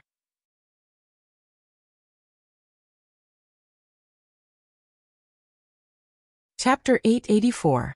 The human race on Panga continent attached great importance to the transmigration of life and death. They believed in the principle of transmigration. When a person was born, it was the gift of heaven and earth, the creation of nature. They lived and multiplied on Panga continent, but in the end, they would all return to the earth. Everything of a human came from nature, and when the life of nature came to an end, it was natural for a human to give everything back to nature. Therefore, the people of Diyu, including the human emperors, were buried directly after their deaths, and there were no coffins of gold and jade or tall imperial tombs. Even the bodies of the human emperors would be mixed with the soil of Pangu continent.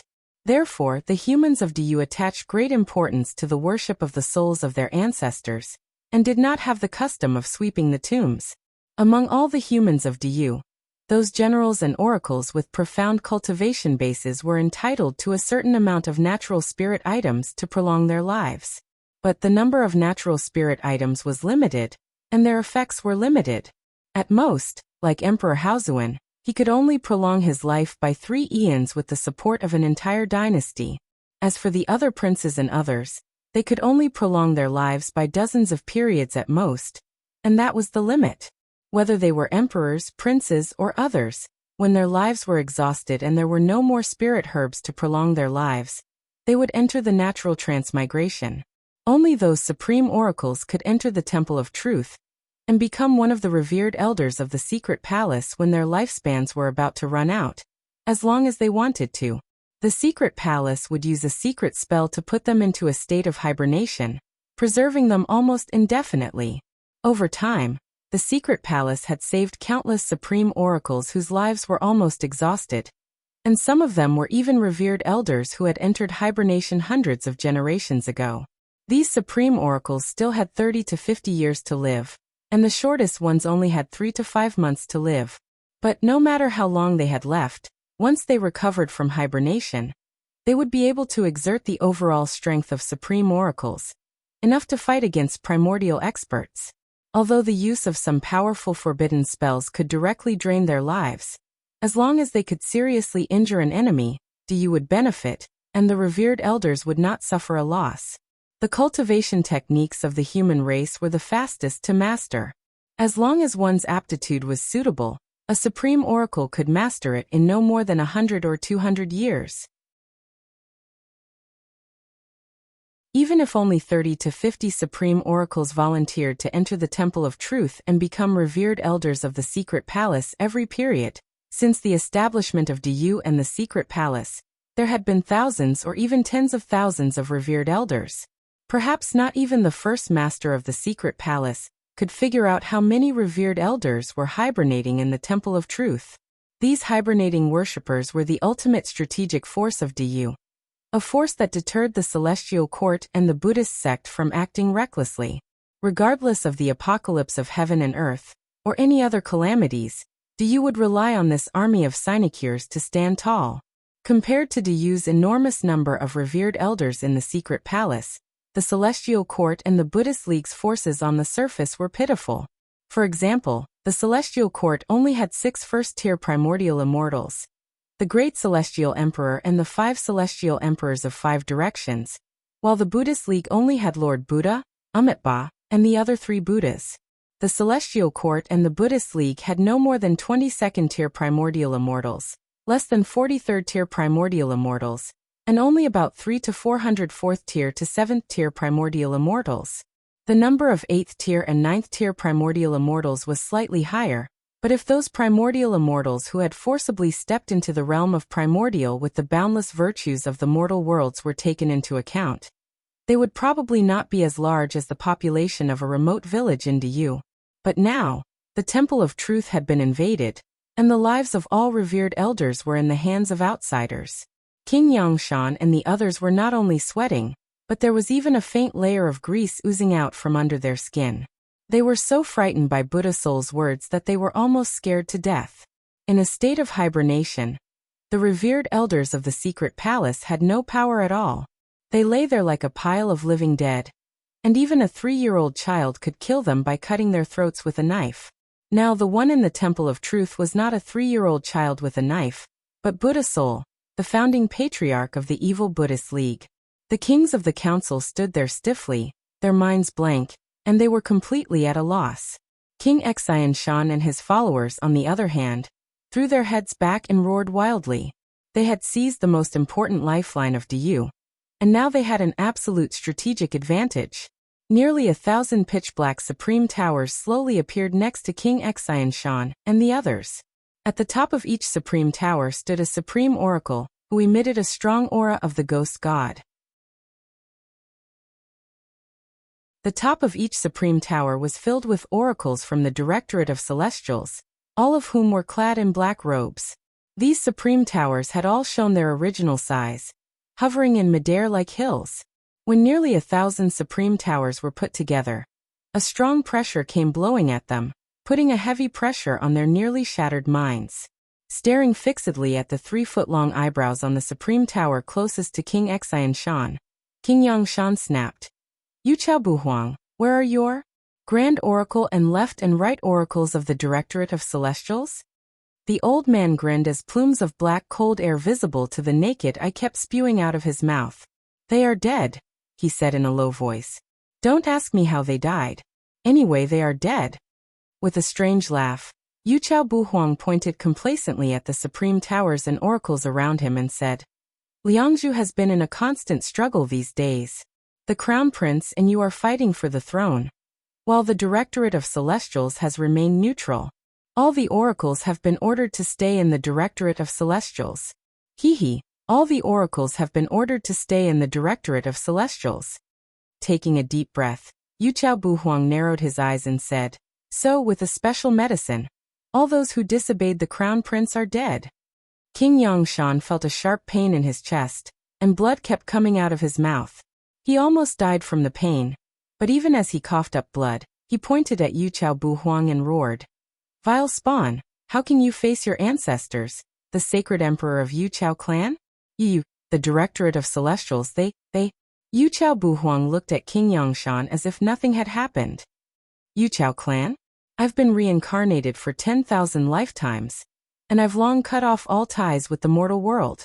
It's true that I was once a human being, and Yu Chao clan is my ancestor. But now, I'm Monk Wu Chao, one of the future Buddhas of the Buddhist League. What happened to Yu Chao clan has nothing to do with me. King Yangshan shut his mouth and pointed at Yu Chao Buhuang, trembling. Blood kept gushing out of his chest, but he forced himself to swallow it all back down. Blood gushed out of his nostrils and stained his upper body, making him look extremely hideous. Wu Qi could not bear to watch this, so he snorted lightly. Princess Zhongli quickly came to King Yangshan's side and pressed her palm on his back, injecting a rich wood element life force into his body. At the same time, she fed him a few tribulation pills, which Patriarch Jiang Yun had concocted in the past few years according to the prescriptions in Yuan Ling's alchemy manual. The tribulation pills were very strong, and their main ingredients were the sap of various innate divine trees found in Yuan Ling's nether realm. As soon as the pills entered his mouth, they melted into a stream of clear spirit liquid, turning the blood in King Yangshan's stomach into a fragrant breeze that circulated through his body. All his injuries were healed in an instant, and even his natal energy essence was greatly improved. Wu Qi snorted lightly, then stared coldly at Yu Chao Buhuang and said, "You're so arrogant and complacent because Buddha soul has occupied the Temple of Truth, aren't you?" King Yangshan laughed heartily. "Yes, Buddha soul has occupied the Temple of Truth.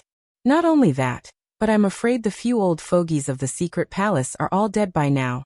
Aren't they? He, King of East Sea, you'd better withdraw the formation. Now that I have the upper hand, it's useless for you to struggle desperately." Before King Yangshan's voice could fade away, Wu Qi casually pointed out a finger, and Yu Chao Buhuang's head exploded into pieces. The terrible power of the formation crushed Yu Chao Buhuang and his supreme tower to pieces in an instant. Monk Wu Chao, one of the future Buddhas of the Buddhist League, had just been complacent for a short while before he was killed by Wu Qi. King Yangshan was so frightened that he shut his mouth and almost bit his tongue off. Wu Qi looked coldly at King Yangshan and snapped, "Come Buddha soul, let's have a competition. You kill those revered elders in the Temple of Truth, and I'll kill your lackeys here. Many of these oracles are the reincarnations of your Buddhist League, aren't they? Let's see if you kill all those revered elders first, or I'll kill all your fellow bald donkeys first." The many kings of the council screamed in horror at Wu Qi's move. King Yangshan and a few others rushed to Wu Qi's side, grabbed the leg hair on Wu Qi's thigh, raised their heads and cried out, "King of East Sea, you can't do it, you can't do it. You can't be impulsive." In front of Wu Qi's lofty avatar, King Yangshan and the others were as small as ants. They could only grab and pull Wu Qi's leg hair, causing Wu Qi to grimace in pain. Wu Qi snorted coldly and said, "I don't have time to think about that. Your Highnesses, I'll have to exchange a life for a life. After I kill King Yangshan and these reincarnations of bald donkeys, I'll kill that Buddha soul as well." Without waiting for King Yangshan and the others to speak, Wu Qi pointed his finger out. Dozens of tiny beams of light appeared out of thin air and tied them up tightly, making them unable to move or even speak like rice dumplings. Wu Qi cried out at the top of his voice, "Buddha soul, come. You kill the revered elders and I'll kill the monks. Let's see which of us can kill better, and who can cause us endless trouble. I, Wu Qi, am just a man in the wilderness, and I don't bring glory and wealth with me when I'm alive. Haha. Even if I'm hunted down by Du in the future, Lao Tzu can just cut his own throat and be a good man again 18 years later." Taking a deep breath, Wu Qi snapped, "But you Buddha soul, if you watch Lao Tzu kill all these reincarnations of bald donkeys, how many people in the Buddhist League will you offend? Lao Tzu has only lived for a few hundred years, but Lao Tzu will not suffer a loss in exchange for your endless life." Amidst his wild laughter, Wu Qi waved his hand, and another oracle who had betrayed the Directorate of Celestials, and Du was smashed to pieces by Wu Qi's palm. Buddha soul's roar towered into the sky. "Stop, you lunatic! Let's talk this out. The bold were afraid of the reckless, and the reckless were afraid of the reckless. That was exactly what Wuxia was doing now. Buddha Soul was just an evil Buddha, not a mad Buddha. So, how could he risk his life to fight Wuxia? Grinning coldly, Wuxia said. In short, if one of the revered elders in the Temple of Truth dies, I'll kill everyone here. Buddha Soul cried out. I've already killed a few old fools from the secret palace, and they won't come back to life. Forget about those who are already dead, said Wuxia in a deep voice. But you can't kill them now. Let's talk it out and see how we can clean up this mess. King Yangshan and the other kings of the council, who were imprisoned by Wuxia, breathed a heavy sigh of relief, and the way they looked at Wuxia was much more relaxed.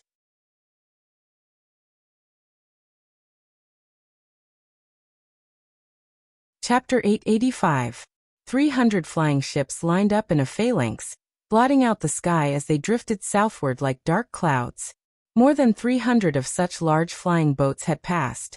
The flying boats were filled with the soldiers of the Flying Bear Army, the private guards of the major families, their families, and the countless heavenly treasures that they had accumulated over the years.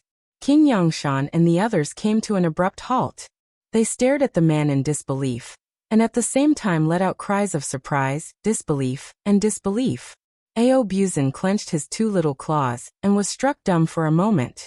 The loss of the great clans was one thing, but the greatest loss was to the military court and the Directorate of Celestials.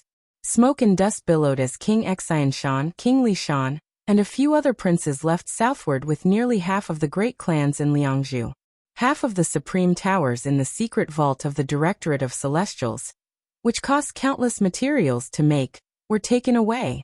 If it had not been mentioned during the negotiation, and if Wuxia had not forced King Xianshan and the others to leave half of the supreme towers behind by force, perhaps for a long time to come, even if Du used a mystic art to produce supreme oracles, he would still be in a predicament of not having any supreme towers to use. The 17 kings of the council roared and leaped at the man. What the hell? What the hell? He's a zombie. Damn it, he's a zombie. Ao Buzin screamed as he locked his claws into an incantation gesture, and a magnificent dragon-shaped thunderbolt smashed toward the man with a terrible boom. Not to mention the military court, all the generals loyal to Du were assassinated, including the military minister and the right and left military ministers, and even their clans were slaughtered by the Flying Bear Army in a short time. Now there was not a single regular army of Du around Liangzhu, and Wuqia's East Sea County was now the most elite and powerful force outside the city.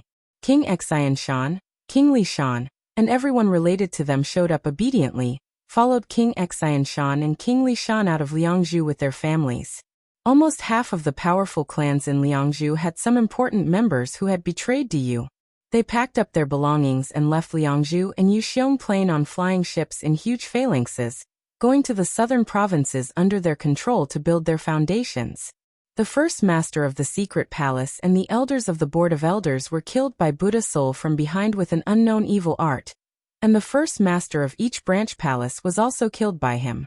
Although the frontline army had promoted a group of surviving supreme oracles to take over the duties of these branches, the secret palace had lost at least 40% of its strength. Lao Tzu sent the human emperor flying with a thunderbolt? Fuck you. More than 1,000 supreme towers guarded these flying ships and left, and there were thousands of oracles flying in the vicinity of each supreme tower. Almost half of the powerful clans had betrayed Du, and Du's national strength was immediately weakened by more than half. It was not only the people from these powerful clans who had left Du, but also the provinces under their control. Without a doubt, those places no longer belonged to Du. In this way, Du's territory was like a ragged fishing net that was cut into pieces. Once a conflict broke out between these provinces, the whole Du would be thrown into chaos. Wuqia had threatened King Xianshan, King Lishan, and those around them with the lives of King Xianshan, King Lishan, and those around them. No one knew how many of those supreme oracles around them were reincarnated members of the Buddhist League, but Buddha Soul dared not to hurt any of the revered elders of the secret palace. But Buddha Soul did not have the courage to risk his life like this with Wuqia.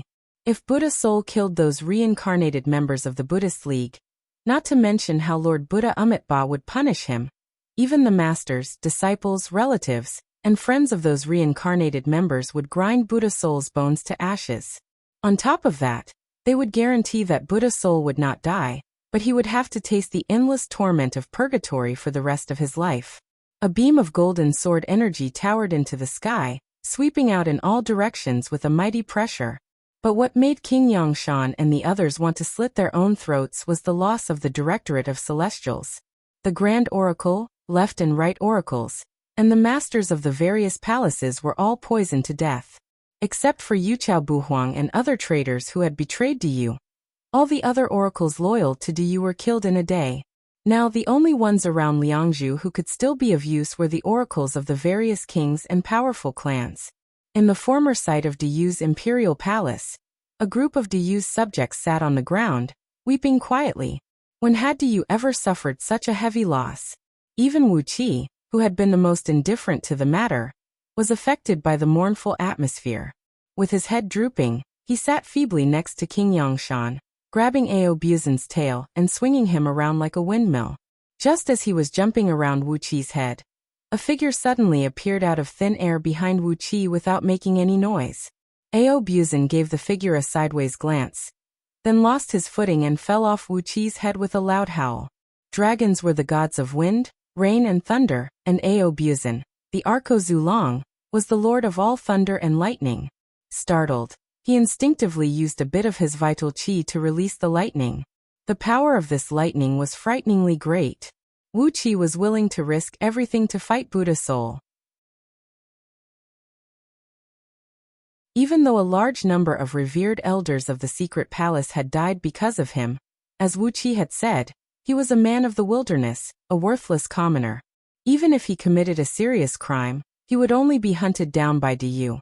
And he would not have to kill himself and be reincarnated as a man 18 years later. As for the revered elders of the Temple of Truth, Buddha Soul kept his promise and didn't kill them. However, he used the Buddhist illusory mirage reincarnation grand technique to trap the souls of these hibernating revered elders, and even used some strange secret medicine to restrain their bodies. If these two restrictive spells could not be lifted, even if those revered elders woke them up, they would still be crippled. The entire revered elders of the secret palace had almost lost all their fighting force, which was a devastating blow to the foundation of Diyu's rule. Ao Buzan, whose body had shrunk to a length of 1 foot, felt dizzy because of Wuqi's attack. He lazily grabbed Wuqi's arm and refused to let go.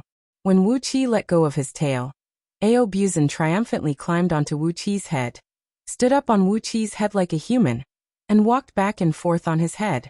However, he was now in the form of a little dragon, and yet he was walking like a human, which looked a little funny no matter how one looked at it.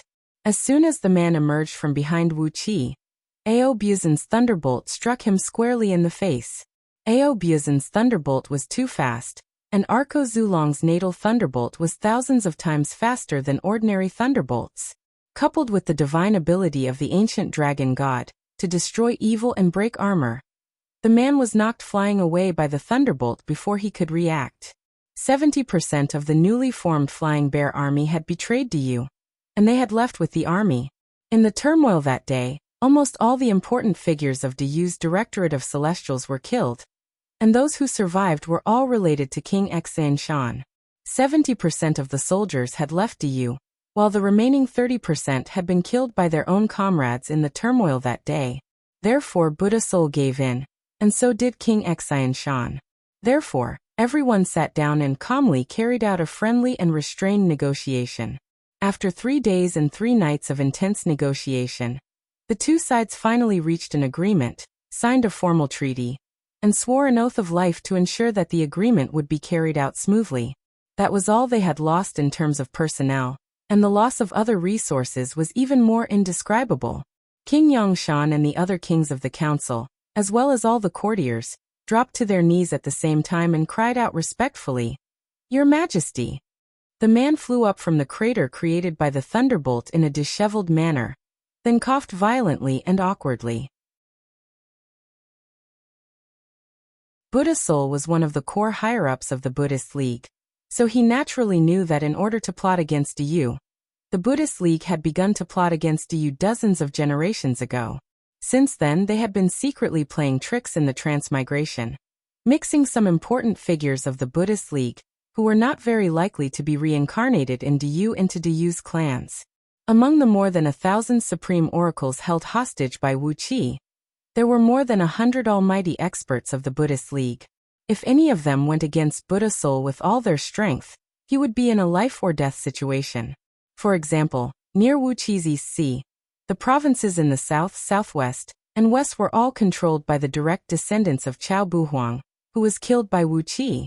Once the cause of Chao Buhuang's death was known to those people, Wuxia did not believe that they would not attack the East Sea. When that happened, the East Sea would be attacked by enemies on 3 sides, and it would be very lively if a war broke out.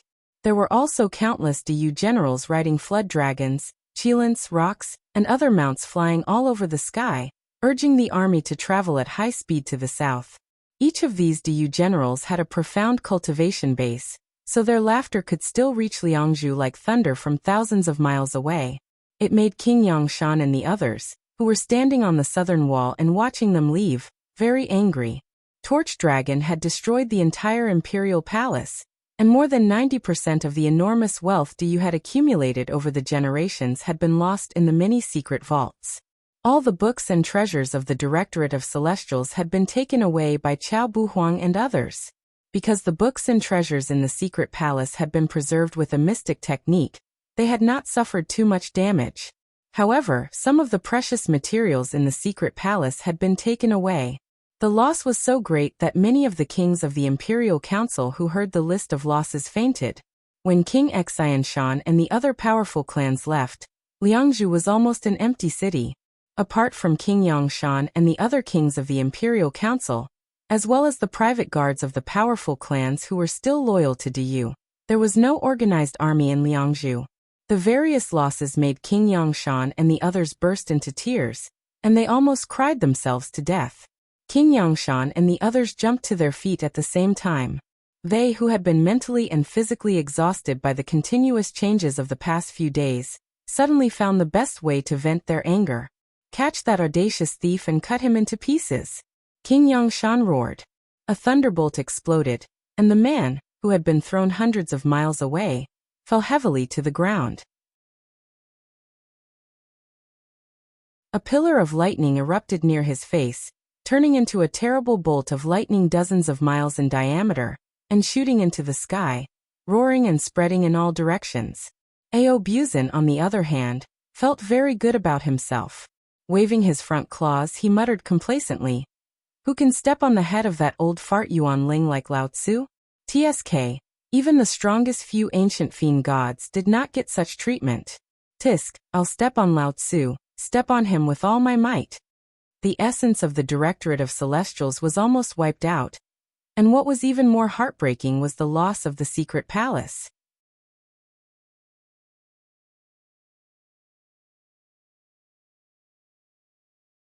Chapter 886. Standing in the center of where Mount Torch Dragon used to be, Emperor Haozuan raised the Xianyuan sword and thrust it into the ground. Torch Dragon had destroyed the imperial palace of Diyu with the sun and moon torch. The beautiful garden was melted into lava, and when it cooled, it condensed into a flat rock formation. As the sword was thrust into the ground, Emperor Haozuan kept reciting an incantation, and Liangzhu's defensive formation was activated once again. The ground began to wriggle like soft gelatin, and at the same time, the 108,000 bronze pillars that had been used to trap Torch Dragon burst into a dazzling light. With these pillars as the core, dazzling patterns of formations that looked like peonies emerged with a whistling sound, and the world was instantly filled with a strong black and red light. Standing on the ground, Wuxia and the others felt their footing become unstable, so they hurriedly flew up into the air. The earth began to undulate, and like a melting candle, mountains and hills slowly rose up. Surrounding the pillars that were emitting strong light, mountains began to appear one after another. The mountains formed mountain ranges, with valleys and hills in between. Heavy rain poured down from the sky, forming rivers, lakes, and ponds between the mountains and hills. At last, even the few seas in the distance were gradually filled with water. In just a few hours, the imperial palace of Diyu, which had been completely destroyed by Torch Dragon, had been restored to its original state. On top of the wriggling mountains, tall and magnificent palaces and pavilions grew straight out of the ground. Any stone in Wuxiang Plain was a rare energy stone or a fine jade in the outside world. And every part of these palaces and pavilions contained an enormous amount of natural energy, glinting brilliantly in the sunlight. Countless colorful specks of light flew out of Emperor Haozuan's sleeve. As soon as the seeds of these exotic flowers and plants fell onto the mountains and hills, they immediately took root and sprouted. The natural energy here was extremely abundant, and the rain falling from the sky was actually a liquid containing very strong firstwood energy. As a result, these seeds grew and grew like crazy, and the crackling of branches as they sprouted could be heard everywhere. A day and a night later, a dense forest 1,000 feet high had once again covered the vast imperial garden. Exotic flowers and plants were everywhere, and spirit herbs such as Ganoderma, ginseng, sealwort, fleeceflower, and so on had grown densely under the roots of towering trees. Apart from the fact that these spirit herbs were far less mature than the original garden, the whole place was no different from the original one. On the contrary, the architecture was even more exquisite and magnificent. The former Mount Torch Dragon was replaced by a great peak, and a winding mountain path still stretched all the way up to the top of the mountain. A great hall, 10 times larger than the original Wuxiang Palace, stood on the top of the mountain. A vast amount of natural energy poured down from the sky like a waterfall, pouring straight into the new Great Hall. The remaining 100,000 or so courtiers of Du burst into laughter. As Emperor Haozuan's figure gradually faded away, the people walked slowly into the Great Hall according to their ranks and bowed to Emperor Haozuan, who sat on the throne. After going through so many things, Great Yu had suffered a terrible loss, and yet, Emperor Haozuan had returned unscathed. Everyone felt at ease and had enough confidence in their hearts. King Yangshan and the other kings of the council came forward one after another, reporting what had happened in the past few days to Emperor Haozuan. Emperor Haozuan nodded noncommittally. After listening to the reports, he said with a cold grin, "I've seen all these things with my own eyes in the past few days, hee." Emperor Haozuan shook his head with a grin and said indifferently, "King Baishan, you are just a temporary replacement for the throne. Today, you will return the throne to me." After King Baishan was killed, Emperor Haozuan had chosen an idol king from the imperial clan to replace him. During the turmoil of the past few days, the king's performance had been lackluster, and he had just been idling around. Emperor Haozuan had seen it all. Upon hearing the emperor's order, the king bowed slightly and obediently returned to the ranks of the idol kings of the imperial clan. The great hall fell into a dead silence. Everyone knew that the titles of the 18 kings of Du were fixed. No matter how the titles of the other kings changed, the titles and power of these 18 kings would not change. Emperor Haozuan had asked the temporary king to resign from the title of King Baishan. So, was he going to choose another person to replace him? In Great Yu's imperial court, the king of the Council of Ministers held a position that was second only to one but above all others. Basically, he was the prime minister and the supreme marshal of the army. He was also in charge of government affairs, military affairs, taxation, and the like. Except for Jiao, the king of Weishan, who was also a temporary replacement, and King Baishan's bloodline had been killed, the other 16 kings of the council had been handed down since the founding of Du. Emperor Haozuan fixed his eyes on Wuqi and said in a deep voice, "King of East Sea has done a great job this time. For the time being, I will assume the title of King Baishan as the King of East Sea. If you can make more contributions in the future, the title of King Baishan will be yours." Wuqi strode out of the ranks and bowed to Emperor Haozuan to express his gratitude. For the time being, he would assume the title of King Baishan as the King of East Sea. As long as he made new contributions, he could officially assume the title of King Baishan and become one of the kings of Du's imperial council. To be honest, Wuqi was a little surprised by this big pie. With so many kings, members of the imperial clan, and powerful clans in Du here, such an important post should not have fallen into Wuqi's hands. But Emperor Haozuan must have lost his trust in these clans and powerful clans. Looking at the only 100,000 courtiers left in the Great Hall, The crowd realized that this hall used to house more than 300,000 courtiers who represented the great clans of Du. But after several upheavals, 60 to 70% of them were gone, and only about 30% were left. Some of them were killed in the last purge, some had abandoned Du with King Xian Shan and King Li Shan, and went to the south to establish their own power, and some were killed by the soldiers in the last 2 days. Now there were only a few of them left. Were all these courtiers who stayed in Yuxiong Palace really loyal to Du? Perhaps no one present dared to think so, let alone Emperor Haozuan. Even Emperor Haozuan's son had betrayed him.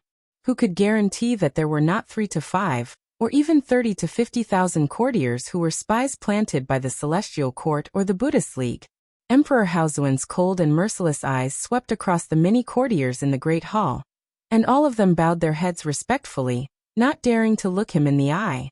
Only Wuqi looked at Emperor Haozuan indifferently. He had no guilt in his heart, and there was no mental pressure, so he looked straight into the Emperor's eyes. His eyes were as clear as water, and there was a look of determination in them. Emperor Haozuan nodded appreciatively at Wuqi, then said in a deep voice, "If not for the King of East Sea's swift and decisive investigation of the Mahjong incident, I'm afraid you would have been in chaos for a long time. Especially you, King Yangshan, you have disappointed me. I can't believe you surrendered and let the rebels send you to prison. If not for the King of East Sea attacking the city with his army, wouldn't you have been killed long ago? If you die, what will happen to Du's government?" King Yangshan's face turned purple. He looked at Emperor Haozuan awkwardly and explained in a low voice, I'm afraid. The secret edict came strangely, and I'm suspected. King Xian Shan made himself the crown prince. You are afraid of being accused of assassinating me, said Emperor Haozuan coolly. So in order to prove your innocence, you allowed the rebels to send you to prison. How ridiculous. As long as you are selfless, so what if you summon an army and kill the rebels? With a cold snort, Emperor Haozuan sneered at the courtiers in the Great Hall and said, "Look at you.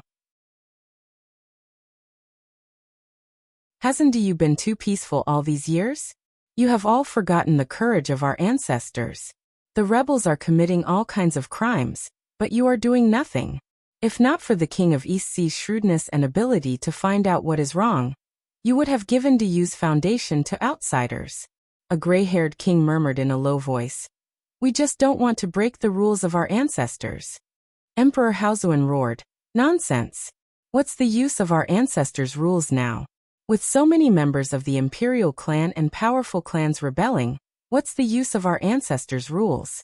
If we still abide by those rules today, we will be wiped out." Pointing a finger at Wuqi, Emperor Haozuan snapped, "The King of East Sea and King Weishan are both leading an army outside Liangzhu. The King of East Sea came to Liangzhu within 10 days to suppress the rebellion, stabilize the court, and safeguard the throne of Du. Where is the law-abiding King Weishan? Where is he? Where is he? He is commanding the Yuxiong army, the most elite army of Du. Where is he now?" King Yangshan snorted awkwardly and dared not speak. Just now, a messenger came with a message that the Yuxiong army led by Gao was still 3 days away from Liangzhu. Along the way he did not dare to attack the towns and cities, so he could only beg them to make way for him. If they refused to make way, he would take the army around them. So the speed of the army was very slow.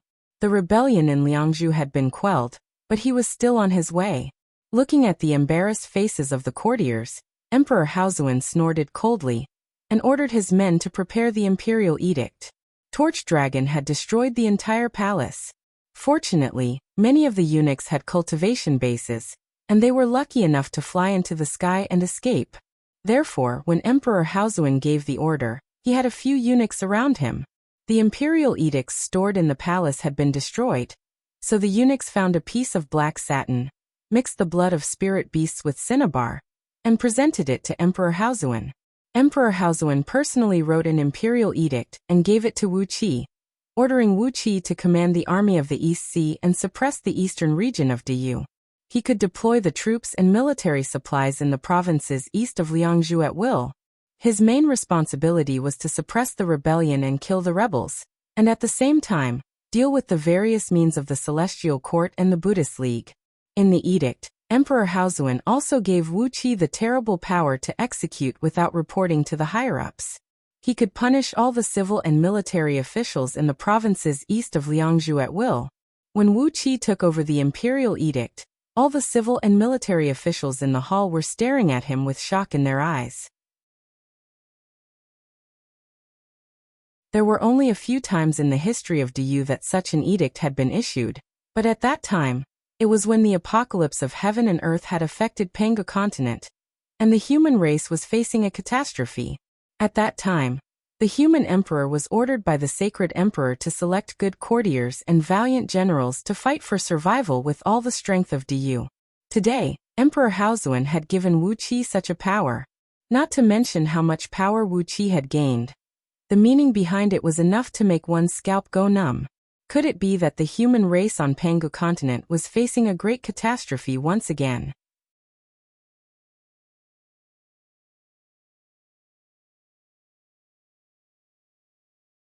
Chapter 887. Facing the rising sun in the east. The fleet of flying ships of the East Sea Army streaked across the sky and flew toward the East Sea.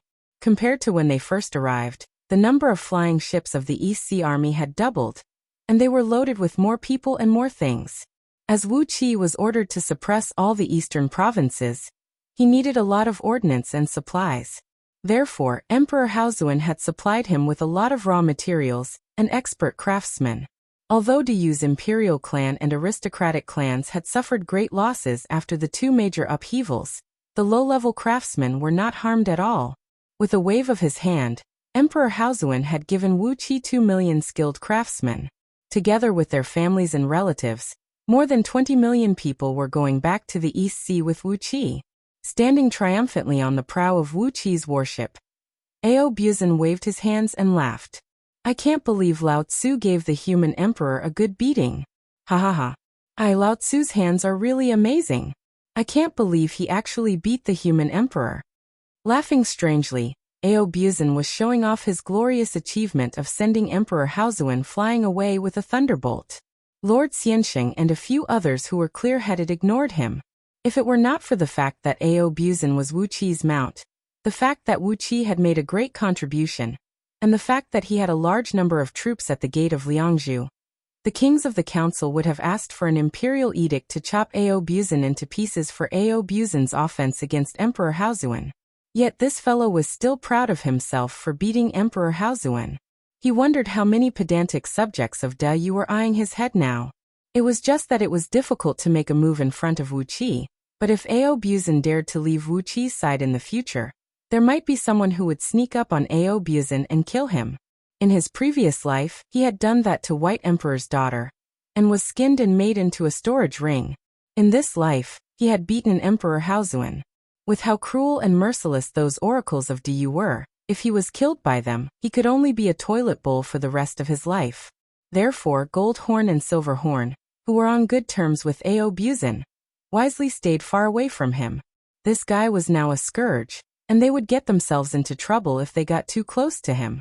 In the future, when Wuqi ordered Ao Buzan to go out with an army, there might be a group of supreme oracles who were loyal to Emperor Haozuan but conservative, waiting for him with bricks in their hands. Standing on the derrick of the ship's mast, Wuqi glanced around and enjoyed the beautiful scenery. This was one of the good things about Pangu continent. The mountains were magnificent, and the scenery was spectacular. Huge mountain ranges, easily tens of thousands of miles high and stretching for hundreds of millions of miles, were everywhere. At the foot of the mountains, the water was dark green, and at the foot of the mountains, a boundless grassland spread out into the distance like an ocean. Roads as thin as hair stretched between the grassland and the mountains, connecting the cities and villages that dotted the boundless land. Because of the vastness of the land, these cities were far apart from each other, and the two closest counties were often separated by millions of miles. As a result, many places had not been visited by humans since ancient times, and still retain the scenery of the primordial era. A large flock of bold birds flew closely behind the East Sea Army's flying ships. The cries of these huge birds with colorful feathers were so melodious that they decorated the formation of flying ships in the East Sea like a cloud of fire. On the grassland below, A large herd of wild beasts was galloping freely, their hooves rumbling like thunder and kicking up clouds of smoke and dust. What a wonderful place!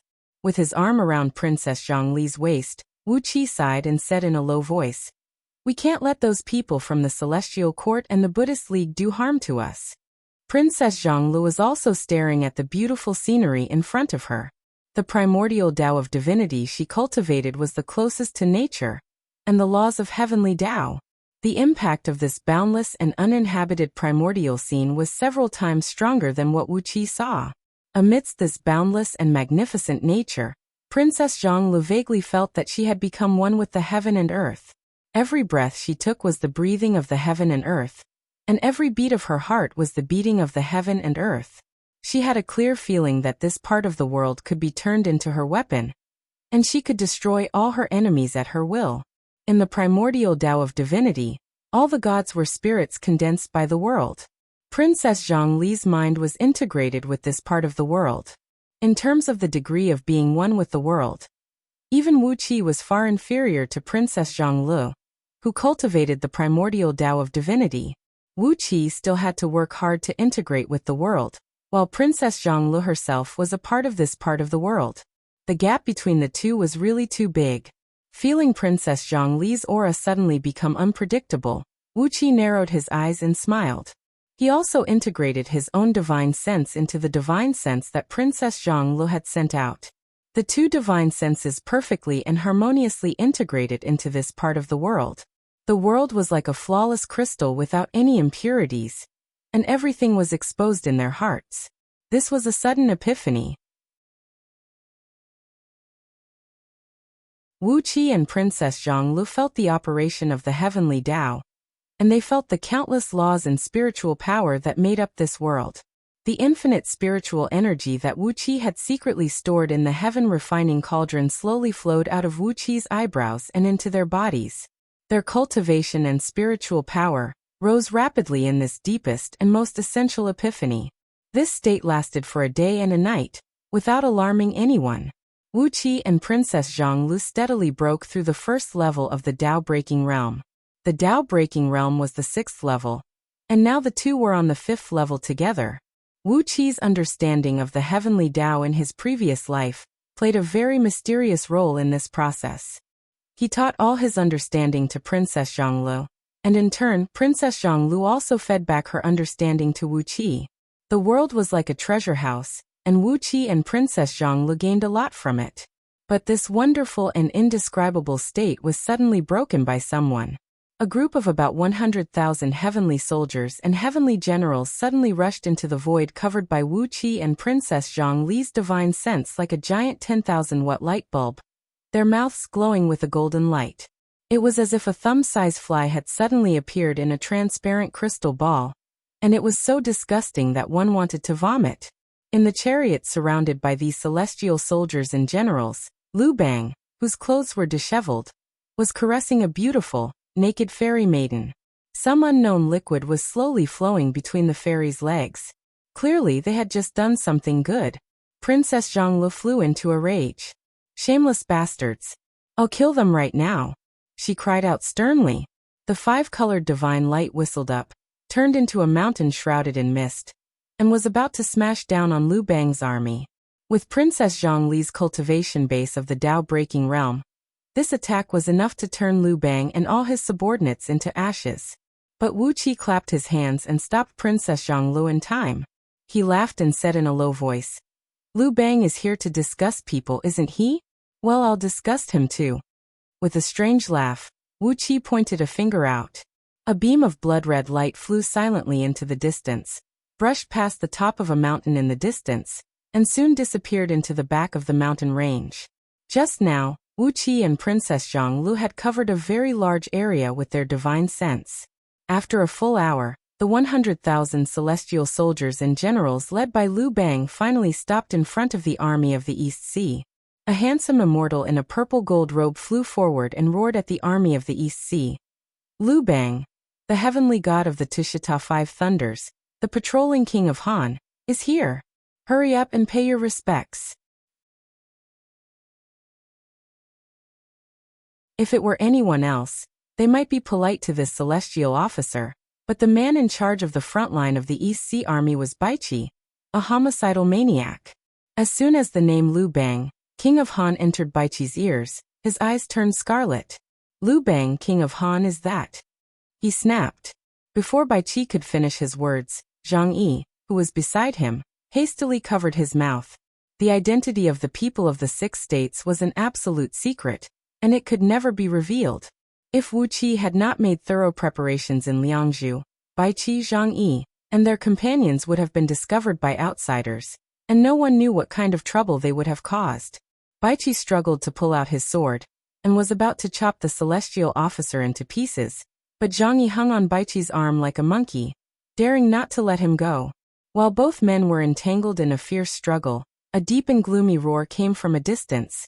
Shameless villain Liu Bang, do you still remember me, the hegemon king of Western Chu? If I capture your Lao Tzu alive and make him into a stew in this life, are you still willing to have a share of the soup? Liu Bang, who was sitting in the chariot and caressing the fairy maiden in his arms complacently, suddenly shuddered and turned to look at the mountain in the distance in horror. A great sheet of blood-red light poured down from the peak of the mountain like an ocean. Holding a blood-red spear in his hand, draped in the blood-red banner of Qiyu, and mounted on a dark horse that was dyed red by the blood-red light, Xiang Yu was roaring and galloping towards the mountain with a group of Xiang clan's generals. Amidst the monstrous sea of blood transformed from the banner of Qiyu, at least tens of millions of ferocious-looking heavenly ghosts were roaring and baring their fangs and claws, their bodies covered with bone spikes. It had only been a few years in the outside world, but tens of thousands of years had passed in Wuqi's Dark Yin Celestial Tower. Originally, Wuqi had only brought a few thousand heavenly ghosts from the ghost realm. But after tens of thousands of years of worry-free reproduction, and with the abundant food supply from the East Sea, the heavenly ghost's frightening reproduction ability had been vividly demonstrated. During these tens of thousands of years, the population of heavenly ghosts under Wuqi's control had grown to a frightening number of billions. Now these heavenly ghosts were reproducing and living in Wuqi's interstitial world. Using his mighty magic, Wuqi had connected the yellow spring of the netherworld to his interstitial world, creating a filthy world that measured hundreds of millions of miles in circumference. Contaminated by the energy of the yellow spring, these heavenly ghosts had become 100 times more ferocious and stronger than the rest of their kind. And they also had the tenacious life force of the creatures of the yellow spring, which made them nearly indestructible. Xiang Yu came swarming over with tens of millions of heavenly ghosts, with plenty of blood and flesh to feed on. The weakest of these heavenly ghosts, who relied on devouring blood to improve their cultivation base, had the cultivation base of peak-stage heaven immortals, emanating a terrible killing intent. These heavenly ghosts transformed into a thick cloud of blood and completely drowned Liu Bang's army. A sea of blood rolled and rushed up, and the heavenly soldiers and generals brought by Liu Bang screamed in despair. Then came the sound of bones and flesh being crushed and chewing. In the blink of an eye, 100,000 heavenly soldiers and generals were devoured by tens of millions of heavenly ghosts. A golden dragon soared into the sky, while Liu Bang fled in panic under the protection of Han Xian and the others. Xiang Yu howled and thrust his spear at Liu Bang, followed by tens of millions of heavenly ghosts, who chased after Liu Bang and sped away. Protect the King of Han. Don't let these evildoers hurt him. Wuqi cried out dryly. Amidst the laughter of the East Sea Army, the flying ship continued to fly toward the East Sea. No one cared whether Liu Bang was dead or alive. What did it matter to them? You're tuning in to the Limei's Wuxia Whispers YouTube channel. We're so grateful for your support, and don't forget to subscribe to join us on this incredible journey through captivating stories. Your generosity through donations truly makes a world of difference, as it's the primary source of revenue that allows me to expand and enhance this channel for you. Thank you from the bottom of my heart for being a part of this adventure.